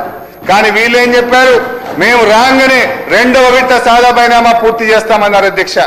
కానీ జరిగింది ఏంది అధ్యక్ష? 4,06,991 దరఖాస్తులు రిజెక్ట్ చేసినారు. కేవలం 177 మందికి మాత్రమే సాదా బైనామా అమలు చేశారు. అది అమలు చేసే ఉద్దేశం లేక మెలిక పెట్టారు. ఏం మెలిక? మీకు అమ్మిన వాళ్ళు బాండ్ పేపర్ మీద రాసిస్తే సాదా బైనామా అమలు చేస్తాం, అమ్మినోడు రాసియడు, నువ్వు సాదా బైనామా చెయ్యవు అంటే 8 లక్షల మంది సాదా బైనామా దరఖాస్తుదారుల నోట్లో మట్టి కొట్టారు. వాళ్ళకి ఇచ్చిన మాట తప్పారు మీరు. ఆనాడు LRS ఫ్రీ అన్నారు, గవర్నమెంట్ రాగానే ముక్కుపిండి ఇలా LRS వసూలు చేస్తున్నారు. 8 నెలల నుంచి కొత్తగా భూములు రిజిస్ట్రేషన్ చేసుకున్న వాళ్ళకు పాస్బుక్లు రాక ఇలా అనేక ఇబ్బందులు పడతా ఉన్నారు. ఎందుకు 8 నెలల నుంచి పాస్బుక్లు ఇవ్వడం లేదో చెప్పాలని కోరుతా ఉన్నా అధ్యక్ష. అధ్యక్ష, ఇక మెస్సీ ఫుట్బాల్ అధ్యక్ష, మెస్సీ ఫుట్బాల్ విషయంలో ఒక్క నిమిషం సార్, ఇది సోషో ఎకనామిక్ సర్వే అధ్యక్ష. ఈ బుక్ అంటే చాలా శాంటిటీ ఉంటుంది అధ్యక్ష. దేశ విదేశాల్లో అనేక మంది ఆర్థిక నిపుణులు దీన్ని ప్రామాణికంగా తీసుకుంటారు అధ్యక్ష. ఫుట్బాల్ ఆటగాడు మెస్సీ జెర్సీ ధరించి రేవంత్ రెడ్డితో మ్యాచ్ ఆడారని చెప్పి ఇందులో మంచి ఫోటో పెట్టారు అధ్యక్ష. ఈ ఫోటో చూడండి అధ్యక్ష. ఈ మెస్సీ గారు ఫుట్బాల్ ఆడారు రేవంత్ రెడ్డి గారితో ఫోటో పెట్టారు అధ్యక్ష. అయితే అసలు టెస్ట్ ఇక్కడే ఉంది అధ్యక్ష. ఇదేమో ఏఐ ఫోటో, అసలు ఫోటో ఇది అధ్యక్ష. అసలు ఫోటో ఇది అధ్యక్ష. అంటే మీరు ఆయన వేసుకున్న డ్రెస్ ఇది, వేసుకొని డ్రెస్ ఏఐలో తయారు చేసి రేవంత్ రెడ్డితో ఫుట్బాల్ అన్నట్టు సోషో ఎకనామిక్ సర్వేలో కూడా మార్ఫింగ్ ఫోటోలు పెట్టారా మార్ఫింగ్ ఫోటోలు పెట్టారా అధ్యక్ష? నేను మీరు సీనియర్ శాసనసభలో బయట పేపర్ తీసుకోవాలి, మీకు తెలిసి ఉన్నాయనే ఫోటోలు ఇవ్వని ఇదేం పద్ధతిలో సార్? హరీష్ రావు గారు సత్య దూరమైన మాటలు మాట్లాడుతూ ఉన్నాడు సార్. 100% అధ్యక్ష, 100% మాట్లాడుతూ ఉన్నారు. అయినా కానీ మీరు ఏ విధంగా అయితే 3 రోజుల నుంచి కసరత్తు చేస్తా ఉన్నారో, పొద్దున్న నుంచి భోజనం చేయలేదు, అదే విధంగా మా డిప్యూటీ సీఎం గారు పొద్దున్న నుంచి బ్రేక్ఫాస్ట్ చేయకుండా ఈ రోజు మీరు చెప్పిన ప్రతి అంశం పైన సమాధానం చెప్పడానికి అప్పటి నుంచి కూర్చున్నారు అధ్యక్ష. భోజనం కూడా చేయలే అధ్యక్ష. ఈ రోజు అంత సీరియస్ గా మీరు చెప్పే మంచి ఆలోచనలు ఉంటాయి, సూచనలు తీసుకోవాలి. మీ సజెషన్ తీసుకోవాలని ఇక్కడ కూర్చుంటే అన్ని సత్యదూరమైన మాటలు మాట్లాడుతున్నారు. ఆఖరికి కూడా ఆ మెస్సీ ప్రపంచ స్థాయిలో మెస్సీ తెలుగునాడు ఉండడు అధ్యక్ష, ఫుట్బాల్ అభిమానికి కానీ ప్లేయర్ కానీ. దాన్ని కూడా వారు ఏ విధంగానైతే ప్రజా సమస్యలను చిత్రీకరించి ఏఐలో పెట్టి ప్రజల్లో గందరగోళం సృష్టించడానికి ప్రయత్నం చేశారో అదే విధంగానే వారు అనుకుంటున్నారు. కానీ అసలు ఫోటోలు చాలా ఉంటాయి. దాంట్లో ఒక ఫోటో తీసుకొని ఇక్కడ పెడితే దాంట్లో ఇది వేరే సార్ అది వేరే సార్ అని చెప్పడానికి భ్రమ కలిగించడానికి ప్రయత్నం చేస్తూ ఉన్నారు అధ్యక్ష. ఈ రోజు ఆ విధంగా మర్చిపోండి, మీరు వాస్తవాలు మాట్లాడండి. దానికి మేము చెప్తాం సార్. నేను మళ్ళొక్కసారి కోరుతా ఉన్నా సార్, ప్రతి అంశంపై డిమాండ్స్ పై మాట్లాడడానికి ఆస్కారం ఉంటుంది. This is general discussion, this is not a specific and pertaining discussion to demands. He knows it better sir. కావాలని నేను చెప్తాను గౌరవ సభ్యులకు హరీష్ రావు గారు కోరుతాను, please try to conclude sir. Sir ఈ విషయంలో కూడా ఎందుకంటే డిమాండ్స్ ఉన్నది, అందుకు స్పెసిఫిక్ గా డిస్కస్ చేయడానికే డిమాండ్స్ ఉన్నాయి. దాన్ని దృష్టిలో పెట్టుకొని మాట్లాడాలని కోరుతా ఉన్నాను. కంక్లూడ్ చేయండి హరీష్ రావు గారు ప్లీజ్. 2 minutes అధ్యక్ష, ఇదైతే ఇది అఫీషియల్ డాక్యుమెంట్, మీ బుక్ కంక్లూడ్ చేయండి ప్లీజ్. ఈ ఫోటో నిజమైతే హరీష్ రావు గారు, ఈ ఫోటో నిజమైతే మీరు సార్ ఈ ఫోటో నిజమైతే మీరు ఏ శిక్ష వేసినా నేను సిద్ధమే. మీరు రెడీ? కంక్లూడ్ చేయండి హరీష్ రావు గారు. ఏంది అధ్యక్ష సమయం కంక్లూడ్ చేయండి ప్లీజ్. ఇంత వక్రీకరణ, ఫ్యూచరిస్టిక్ అంటే నేను గిట్లా చేస్తాను అనుకోలేదు. కంక్లూడ్ చేయండి. ఏ చేస్తా అంటే గిట్లా మార్ఫింగ్ ఫోటోలను మీరు సోషియో ఎకనామిక్ సర్వేలు పెట్టరు, ఇంత గొప్ప తెలివితేటలు ప్రదర్శిస్తారని అయితే నేను అనుకోలేదు. ఇది ముఖ్యమంత్రి గారి ప్రైవేట్ ఫోటో ఆల్బమ్ కాదు, ఇది స్టేట్ గవర్నమెంట్ డాక్యుమెంట్. ఇది గవర్నమెంట్ డాక్యుమెంట్ పెట్టినప్పుడు జాగ్రత్తగా పెట్టాలి, నిజాయితీగా పెట్టాలి తప్ప ఇట్లా మార్ఫింగ్ ఫోటోలతో పెట్టకూడదు అధ్యక్ష. వీళ్ళ $1 ట్రిలియన్ గురించి ఒకసారి చెప్పాలి అధ్యక్ష. సరిగా చాలా విషయాలనే కానీ $1 ట్రిలియన్ ఎకానమీ గురించి ఒకసారి చెప్తా అధ్యక్ష. కంక్లూడ్ చేయండి సార్. ఒక అరగంట సార్,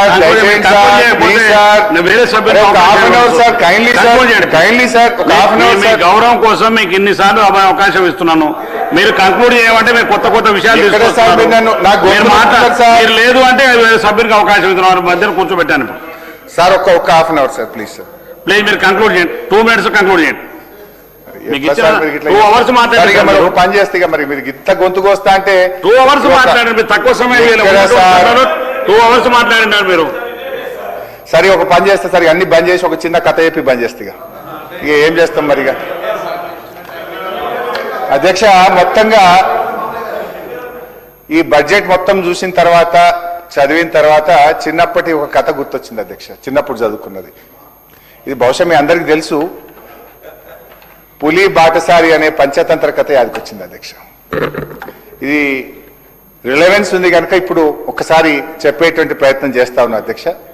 ఒక అడవిలో ఒక ముసలి పులి ఉండేది అధ్యక్ష. ముసలితనం వల్ల దానికి వేటాడే సత్తువ లేకుండా పోయింది. దానికోసం అదొక ఉపాయం ఆలోచించింది. ఏంటంటే అది ఒక బురద గుంటలో కూర్చొని చేతిలో ఒక బంగారు కడియం పట్టుకొని దారిన పోయే బాటసారులను పిలుస్తూ ఉన్నది. ఓ బాటసారులారా, నన్ను రక్షించండి, నన్ను ఈ బురద గుంటలో నుంచి బయటకు తీసుకురండి అని చెప్పి కనబడ్డ వాళ్ళందరినీ అడుగుతా ఉంది అధ్యక్ష. మీరు నన్ను బురద గుంటలో నుంచి బయటకు తెస్తే ఈ బంగారు కడియం మీకు బహుమానంగా ఇస్తా అని వచ్చిపోయేటోళ్ళందరికీ ఆశ చూపించింది అధ్యక్ష. ఒకరోజు ఒక అమాయక బాటసారి అటు నుంచి వెళ్తూ ఆ పులి మాటలు విన్నాడు అధ్యక్ష. ఇది ముసలి పులి కదా, దీనికి ఒంట్లో బలమైతే లేదు, ఇది నన్ను ఏమీ చెయ్యదనుకోని పాపం బేఫికర్గా ఈ పులిని కాపాడదాం, ఆ బంగారు కడియాన్ని తీసుకుందామని చెప్పి దగ్గరికి పోయింది అధ్యక్ష. లోపలికి దిగిండి అధ్యక్ష. పులిని బయటకు దిద్దామని పోతే పాపం అమాయక బాటసారి ఆ పులికి ఆహారం అయిపోయింది అధ్యక్ష. ఈ కథలో ముసలి పులి ఎవరో ఇప్పటికే బహుశా మీ అందరికీ అర్థమై ఉంటుంది అధ్యక్ష. ఆ ముసలి పులి ఎవరో కాదు, ఘనత వహించిన ఈ కాంగ్రెస్ పార్టీ.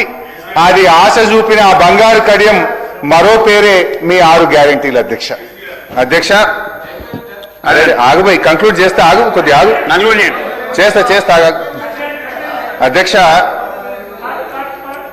అరే ఎందుకు పోయి అంత, అరే సార్ స్పీకర్ సార్ అట్లా చేయకండి సార్, మీరు కొంచెం చెప్పి ముగిస్తాను. మళ్ళా కొత్త కథ మొదలు పెట్టింది. నిన్న బట్టి గారు ఒక మాట, బట్టి గారు నిన్న మాట్లాడుతూ ఒక మాట అన్నారు అధ్యక్ష. వారు బడ్జెట్ ప్రసంగంలో 4వ పేజీలో చెప్పారు, మభ్యపెట్టే మాయమాటలు చెప్పడం, ప్రశ్నించే వారిని దూషించడం మా నైజం కాదు. బాధ్యతతో ఎవరు ప్రశ్నించినా బాధ్యతతోనే వారికి సమాధానం చెప్తాం. ప్రజల పట్ల, ప్రజాస్వామ్యం పట్ల మాకున్న చిత్తశుద్ధి అన్నారు. బాధ్యతతో సమాధానం చెప్తాం, మేము దూషించము అన్నారు. నేను అంటున్నా అధ్యక్ష, భట్టి గారు మీరు గుండె మీద చేసుకొని చెప్పండి, మీరు చెప్పినటువంటి ఈ మాటలు మీ ముఖ్యమంత్రి గారు పాటిస్తారా? మీరు మీ ముఖ్యమంత్రి గారికి చెప్పి ఈ దూషించడం మానేయండి అని చెప్పగలుగుతారా అధ్యక్ష? ఇలా 4 కోట్ల మందికి జవాబుదారీగా ఉండాల్సినటువంటి ముఖ్యమంత్రి సీట్లో కూర్చొని మాట్లాడే ఆ మురికి భాష ఏంది అధ్యక్ష? ఒక 2 మినిట్స్ సార్, నేను ఒకటే చెప్తున్నా డిప్యూటీ సీఎం గారు. న్యూటన్ థర్డ్ లా ఒకటి ఉంది అధ్యక్ష. I just want to remind him. అధ్యక్ష, మనం ఈ సభలో నేను చెప్పింది కానీ మీరు చెప్పింది కానీ మనం అందరం ప్రజల జవాబుదారితనంగా ఉండాలి, భాష పట్ల కానీ బాధ్యత పట్ల కానీ. దానికోసం నేను చాలా స్పష్టంగా అందులో మెన్షన్ చేసి చెప్పాను. మీరు కూడా అట్లాగే పాటిస్తారని నేను ఆశిస్తా ఉన్నాను. అధ్యక్ష, ఈ సందర్భంగా పదే ముఖ్యమంత్రి గారి గురించి చెప్పే ప్రయత్నం చేస్తూ ఉన్నారు. There is a Newton's third law ఉంది అధ్యక్ష. For every action there will be a reaction. మీరు అలా మాట్లాడుతూ ఉంటే there will be a reaction. మీరు ఎందుకు మాట్లాడుతూ ఉన్నారు? పదే ఒక సభా నాయకుడిని గౌరవ ముఖ్యమంత్రిని పట్టుకొని అడ్డగోలుగా మాట్లాడేటువంటి మాటలు అంతా హర్షించదగిన అధ్యక్ష కాదు కదా. మీరు కూడా బాధ్యతగా ఒక సభా నాయకుడిని ఒక రాష్ట్ర ముఖ్యమంత్రిని ఇవ్వాల్సినటువంటి గౌరవం ఇస్తూ మీరు బాధ్యత గల ప్రతిపక్ష నాయకులుగా మాట్లాడితే డెఫినెట్గా they will be like that only. అదే ఐఎమ్ అప్పీలింగ్ దెమ్. మీరు సభలో ఉన్న సభ్యుల్ని గౌరవించడం మీరు కూడా ప్రయత్నం చేయండి. అందరూ డెఫినెట్గా everybody will follow that. Conclude చేయండి హరీష్ రావు. అధ్యక్ష, పట్టిగా నేను ఒకటి అంటున్నా, మేము మర్యాదగా ఉండాలి అంటున్నాం. మేము లేమా అధ్యక్ష? మేమేమన్నా మీ ముఖ్యమంత్రి లాగా లాగులో తొండలు జరగొడతామన్నామా? మేమేమన్నా మెడలో పేగులు వేసుకొని దిగుతామన్నామా? వేముల వీరేశం, మీకు ఎన్నిసార్లు అవకాశం ఇచ్చినా మీరు. ధన్యవాదాలు అధ్యక్ష. బడ్జెట్ మీద మాట్లాడే అవకాశం ఇచ్చినందుకు ధన్యవాదాలు తెలియజేస్తున్నాం అధ్యక్ష. అధ్యక్ష, తెలంగాణ సబ్బండ వర్గాల సంక్షేమమే అభివృద్ధి ధ్యేయంగా అద్భుతమైనటువంటి బడ్జెట్ ప్రవేశపెట్టిన మా ముఖ్యమంత్రి రేవంత్ రెడ్డి గారికి, అట్లాగే డిప్యూటీ సీఎం భట్టి విక్రమార్క గారికి మనస్ఫూర్తిగా ధన్యవాదాలు తెలియజేస్తున్నాను. అధ్యక్ష, ఈ బడ్జెట్ తెలంగాణ ప్రజల ఆకాంక్షలకు అర్థం జరుగుతుంది అధ్యక్ష. మీకు ఎన్నిసార్లు అవకాశం ఇచ్చారు, మీరు కంక్లూడ్ చేయండి. బడ్జెట్ సార్ ఇది. సరే సార్, కంక్లూడ్ చేయండి. నేను I conclude sir with due respect to the chair sir. With due respect to the chair I conclude sir. 2 minutes conclude చేయండి సార్. చివరిగా నేను చెప్పేది ఒకటే అధ్యక్ష. సరే, మళ్ళీ పద్ధతులు వచ్చినప్పుడు మాట్లాడతాం. మీ మాట మీద గౌరవంతో కంక్లూడ్ చేస్తా అధ్యక్ష. ప్రభుత్వాలు వస్తాయి పోతాయి అధ్యక్ష, అంత మాట్లాడలేదు. 40-50 పేజీలున్నాయి. నువ్వు టైం ఇస్తే ఇంకొక 2 hours మాట్లాడతా. చివరిగా నేను చెప్పేది ఒకటే అధ్యక్ష, ప్రభుత్వాలు వస్తాయి పోతాయి కానీ రాష్ట్రం బాగుండాలి అధ్యక్ష. సరే, మేము ఓడిపోయాం అధ్యక్ష, మాకేం బాధ లేదు, మీరు మమ్మల్ని ఓడించారు. కానీ మేము ఒక్కటే కోరుతున్నాం, తెలంగాణ ఆత్మగౌరవాన్ని ఓడించకండి, తెలంగాణ అభివృద్ధిని ఓడించకండి అధ్యక్ష. చరిత్ర ఎప్పుడూ నిర్మాణాన్ని గుర్తుపెట్టుకుంటుంది, గౌరవిస్తుంది, విధ్వంసాన్ని క్షమించదు, ఖచ్చితంగా శిక్షిస్తుంది. మీరు పుట్టించిన ఈ వినాశనం రేపు మిమ్మల్ని మింగేస్తుంది. రాష్ట్ర ప్రజలకు మీ యొక్క విధ్వంసకరమైన చర్యల వల్ల ఇలా శాపంగా మారుతా ఉంది. ఇప్పటికైనా అబద్ధాలు ఆపండి, విధ్వంసాలు ఆపండి, అభివృద్ధి వైపు అడుగులు వేయండి, లేదంటే తెలంగాణ సమాజం మిమ్మల్ని క్షమించదు అని చెప్పి తెలియజేస్తూ, భట్టి గారు ప్రవేశపెట్టిన బడ్జెట్ మళ్ళీ లాస్ట్ ఒకటే మాట చెప్తున్నా. మొదటి బడ్జెట్లో 59,000 కోట్లు కోతబడ్డది, రెండో బడ్జెట్లో 55,000 కోట్లు కోతబడ్డది, మూడో బడ్జెట్లో మళ్ళీ అన్రియలిస్టిక్ బడ్జెట్ పెట్టినారు. 50,000 కోట్లు వాస్తవ అంచనాల కంటే ఎక్కువ బడ్జెట్ పెట్టి మీరు ఎవరికి కోత పెట్టారు? దయచేసి అన్రియలిస్టిక్ బడ్జెట్ పెట్టి బల్లలు కొట్టించుకొని ఈ రాష్ట్ర ప్రజల్ని మోసం చేయొద్దని, 6 గ్యారంటీల బిల్లు చట్టబద్ధత బిల్లును వెంటనే అసెంబ్లీలో ప్రవేశపెట్టాలని, 100 రోజుల్లో బాండ్ పేపర్ మీద సంతకాలు పెట్టి ప్రజలకు ఇచ్చిన హామీలను ఎప్పట్లోగా అమలు చేస్తారు? వృద్ధులకు 4,000 పెన్షన్ ఎప్పట్లోకి ఇస్తారు? మహిళలకు 2,500 ఎప్పట్లోకి ఇస్తారు? వారికి పడ్డ బకాయిలు ఎప్పట్లోకి పూర్తి చేస్తారు? నిరుద్యోగులకు 2 లక్షల ఉద్యోగాలు ఎప్పట్లోకి ఇస్తారో స్పష్టంగా మీ యొక్క రిప్లైలో చెప్పాలని చెప్పి కోరుతూ మీరు ఈ అవకాశం ఇచ్చినందుకు ధన్యవాదాలు అధ్యక్ష. వేముల వీరేశం గారు. ధన్యవాదాలు అధ్యక్ష. తెలంగాణ సబ్బండ వర్గాల సంక్షేమం అభివృద్ధి ధ్యేయంగా అద్భుతమైనటువంటి బడ్జెట్ రూపొందించిన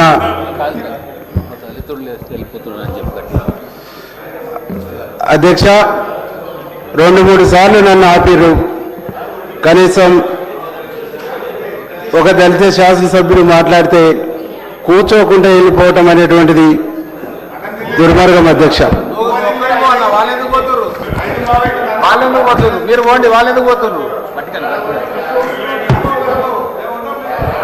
అధ్యక్ష, ఈరోజు గౌరవ డిప్యూటీ సీఎం గారు ప్రవేశపెట్టినటువంటి అద్భుతమైనటువంటి బడ్జెట్ మీద మాట్లాడేటువంటి సందర్భంలో ప్రతిపక్షం వాళ్ళు బాధ్యత లేకుండా బాధ్యత మర్చి ఈ ప్రభుత్వం పైన అడ్డగోలుగా ఆరోపణలు చేసి పోవటం అంటే ఇంతకంటే దుర్మార్గం ఇంకొకటి ఉండదని చెప్పేసి ఈ సందర్భంగా తెలియజేస్తున్నా అధ్యక్ష. అధ్యక్ష, 10 సంవత్సరాల విధ్వంసాన్ని ప్రజల ముందు పెట్టబోతున్నటువంటి ఈ శాసనసభలో 10 సంవత్సరాలుగా వాళ్ళు చేసినటువంటి పాపాలని, వాళ్ళు చేసినటువంటి దుర్మార్గాల్ని దశాబ్దాల తరబడి ప్రజలు అనుభవించవలసినటువంటి ఒక దయనీయమైన స్థితికి రాష్ట్రాన్ని నెట్టినటువంటి పరిస్థితిని రాష్ట్ర ప్రజలు గమనిస్తారు అధ్యక్ష. అధ్యక్ష, వీళ్ళు చాలా విషయాలు మాట్లాడారు. 4 బడ్జెట్లు ప్రవేశపెట్టినటువంటి మా డిప్యూటీ సీఎం గారిని ఉద్దేశిస్తూ అనేక ఆరోపణలు చేశారు. అంటే ఈ ఆరోపణలు చేసినటువంటి వ్యక్తులు తదుపరి అధికార పక్షం నుంచి వస్తున్నటువంటి సమాధానాన్ని వినే ఓపిక ఉండాలి, విని అర్థం చేసుకునే ఓపిక ఉండాలి. కానీ వాళ్ళు ఆ ఓపిక లేక అడ్డగోలుగా మాట్లాడి బాధ్యత రహితంగా పోవటం అంటేనే ఈ ప్రజల పట్ల, వారికి ఈ రాష్ట్రం పట్ల ఎంత బాధ్యత ఉందో అర్థం చేసుకోవాలని చెప్పేసి నేను ప్రజలను కోరుతా ఉన్నాను. అధ్యక్ష, ఈ బడ్జెట్కి సంబంధించిన జనరల్ డిస్కషన్ రేపు కూడా ఉంది అధ్యక్ష. మీ అనుమతితో, ఎందుకంటే చాలామంది గౌరవ సభ్యులు వారికి సంబంధించి అనేక అంశాలు, అదేవిధంగా కేబినెట్ సమావేశం కూడా ఉంది. దయచేసి నేను గౌరవ సభ్యులు చాలామంది కూడా బీజేపీ, అదేవిధంగా ఎంఐఎం, సిపిఐ, మా గౌరవ సభ్యులందరూ కూడా మాట్లాడేది ఉంది అధ్యక్ష. ఆ సందర్భాన్ని దృష్టిలో పెట్టుకొని మరి ఇంకా చాలా విస్తృతంగా చర్చించాల్సిన అవసరం ఉంది కనుక నేను గౌరవ ప్యానెల్ స్పీకర్ గారిని కోరుతా ఉన్నాను అధ్యక్ష. రెండవది అధ్యక్ష, చాలా సందర్భాల్లో వారు పాయింట్ ఆఫ్ ఆర్డర్ లేవనెత్తుతామని అడుగుతూ ఉంటారు, రూల్ బుక్స్ కూడా కోట్ చేస్తూ ఉంటారు. జనరలీ సార్, రూల్ బుక్లో కూడా any member shall not normally leave the house immediately after delivery of the speech. After delivery of the speech, అధ్యక్ష, shall not normally leave the house immediately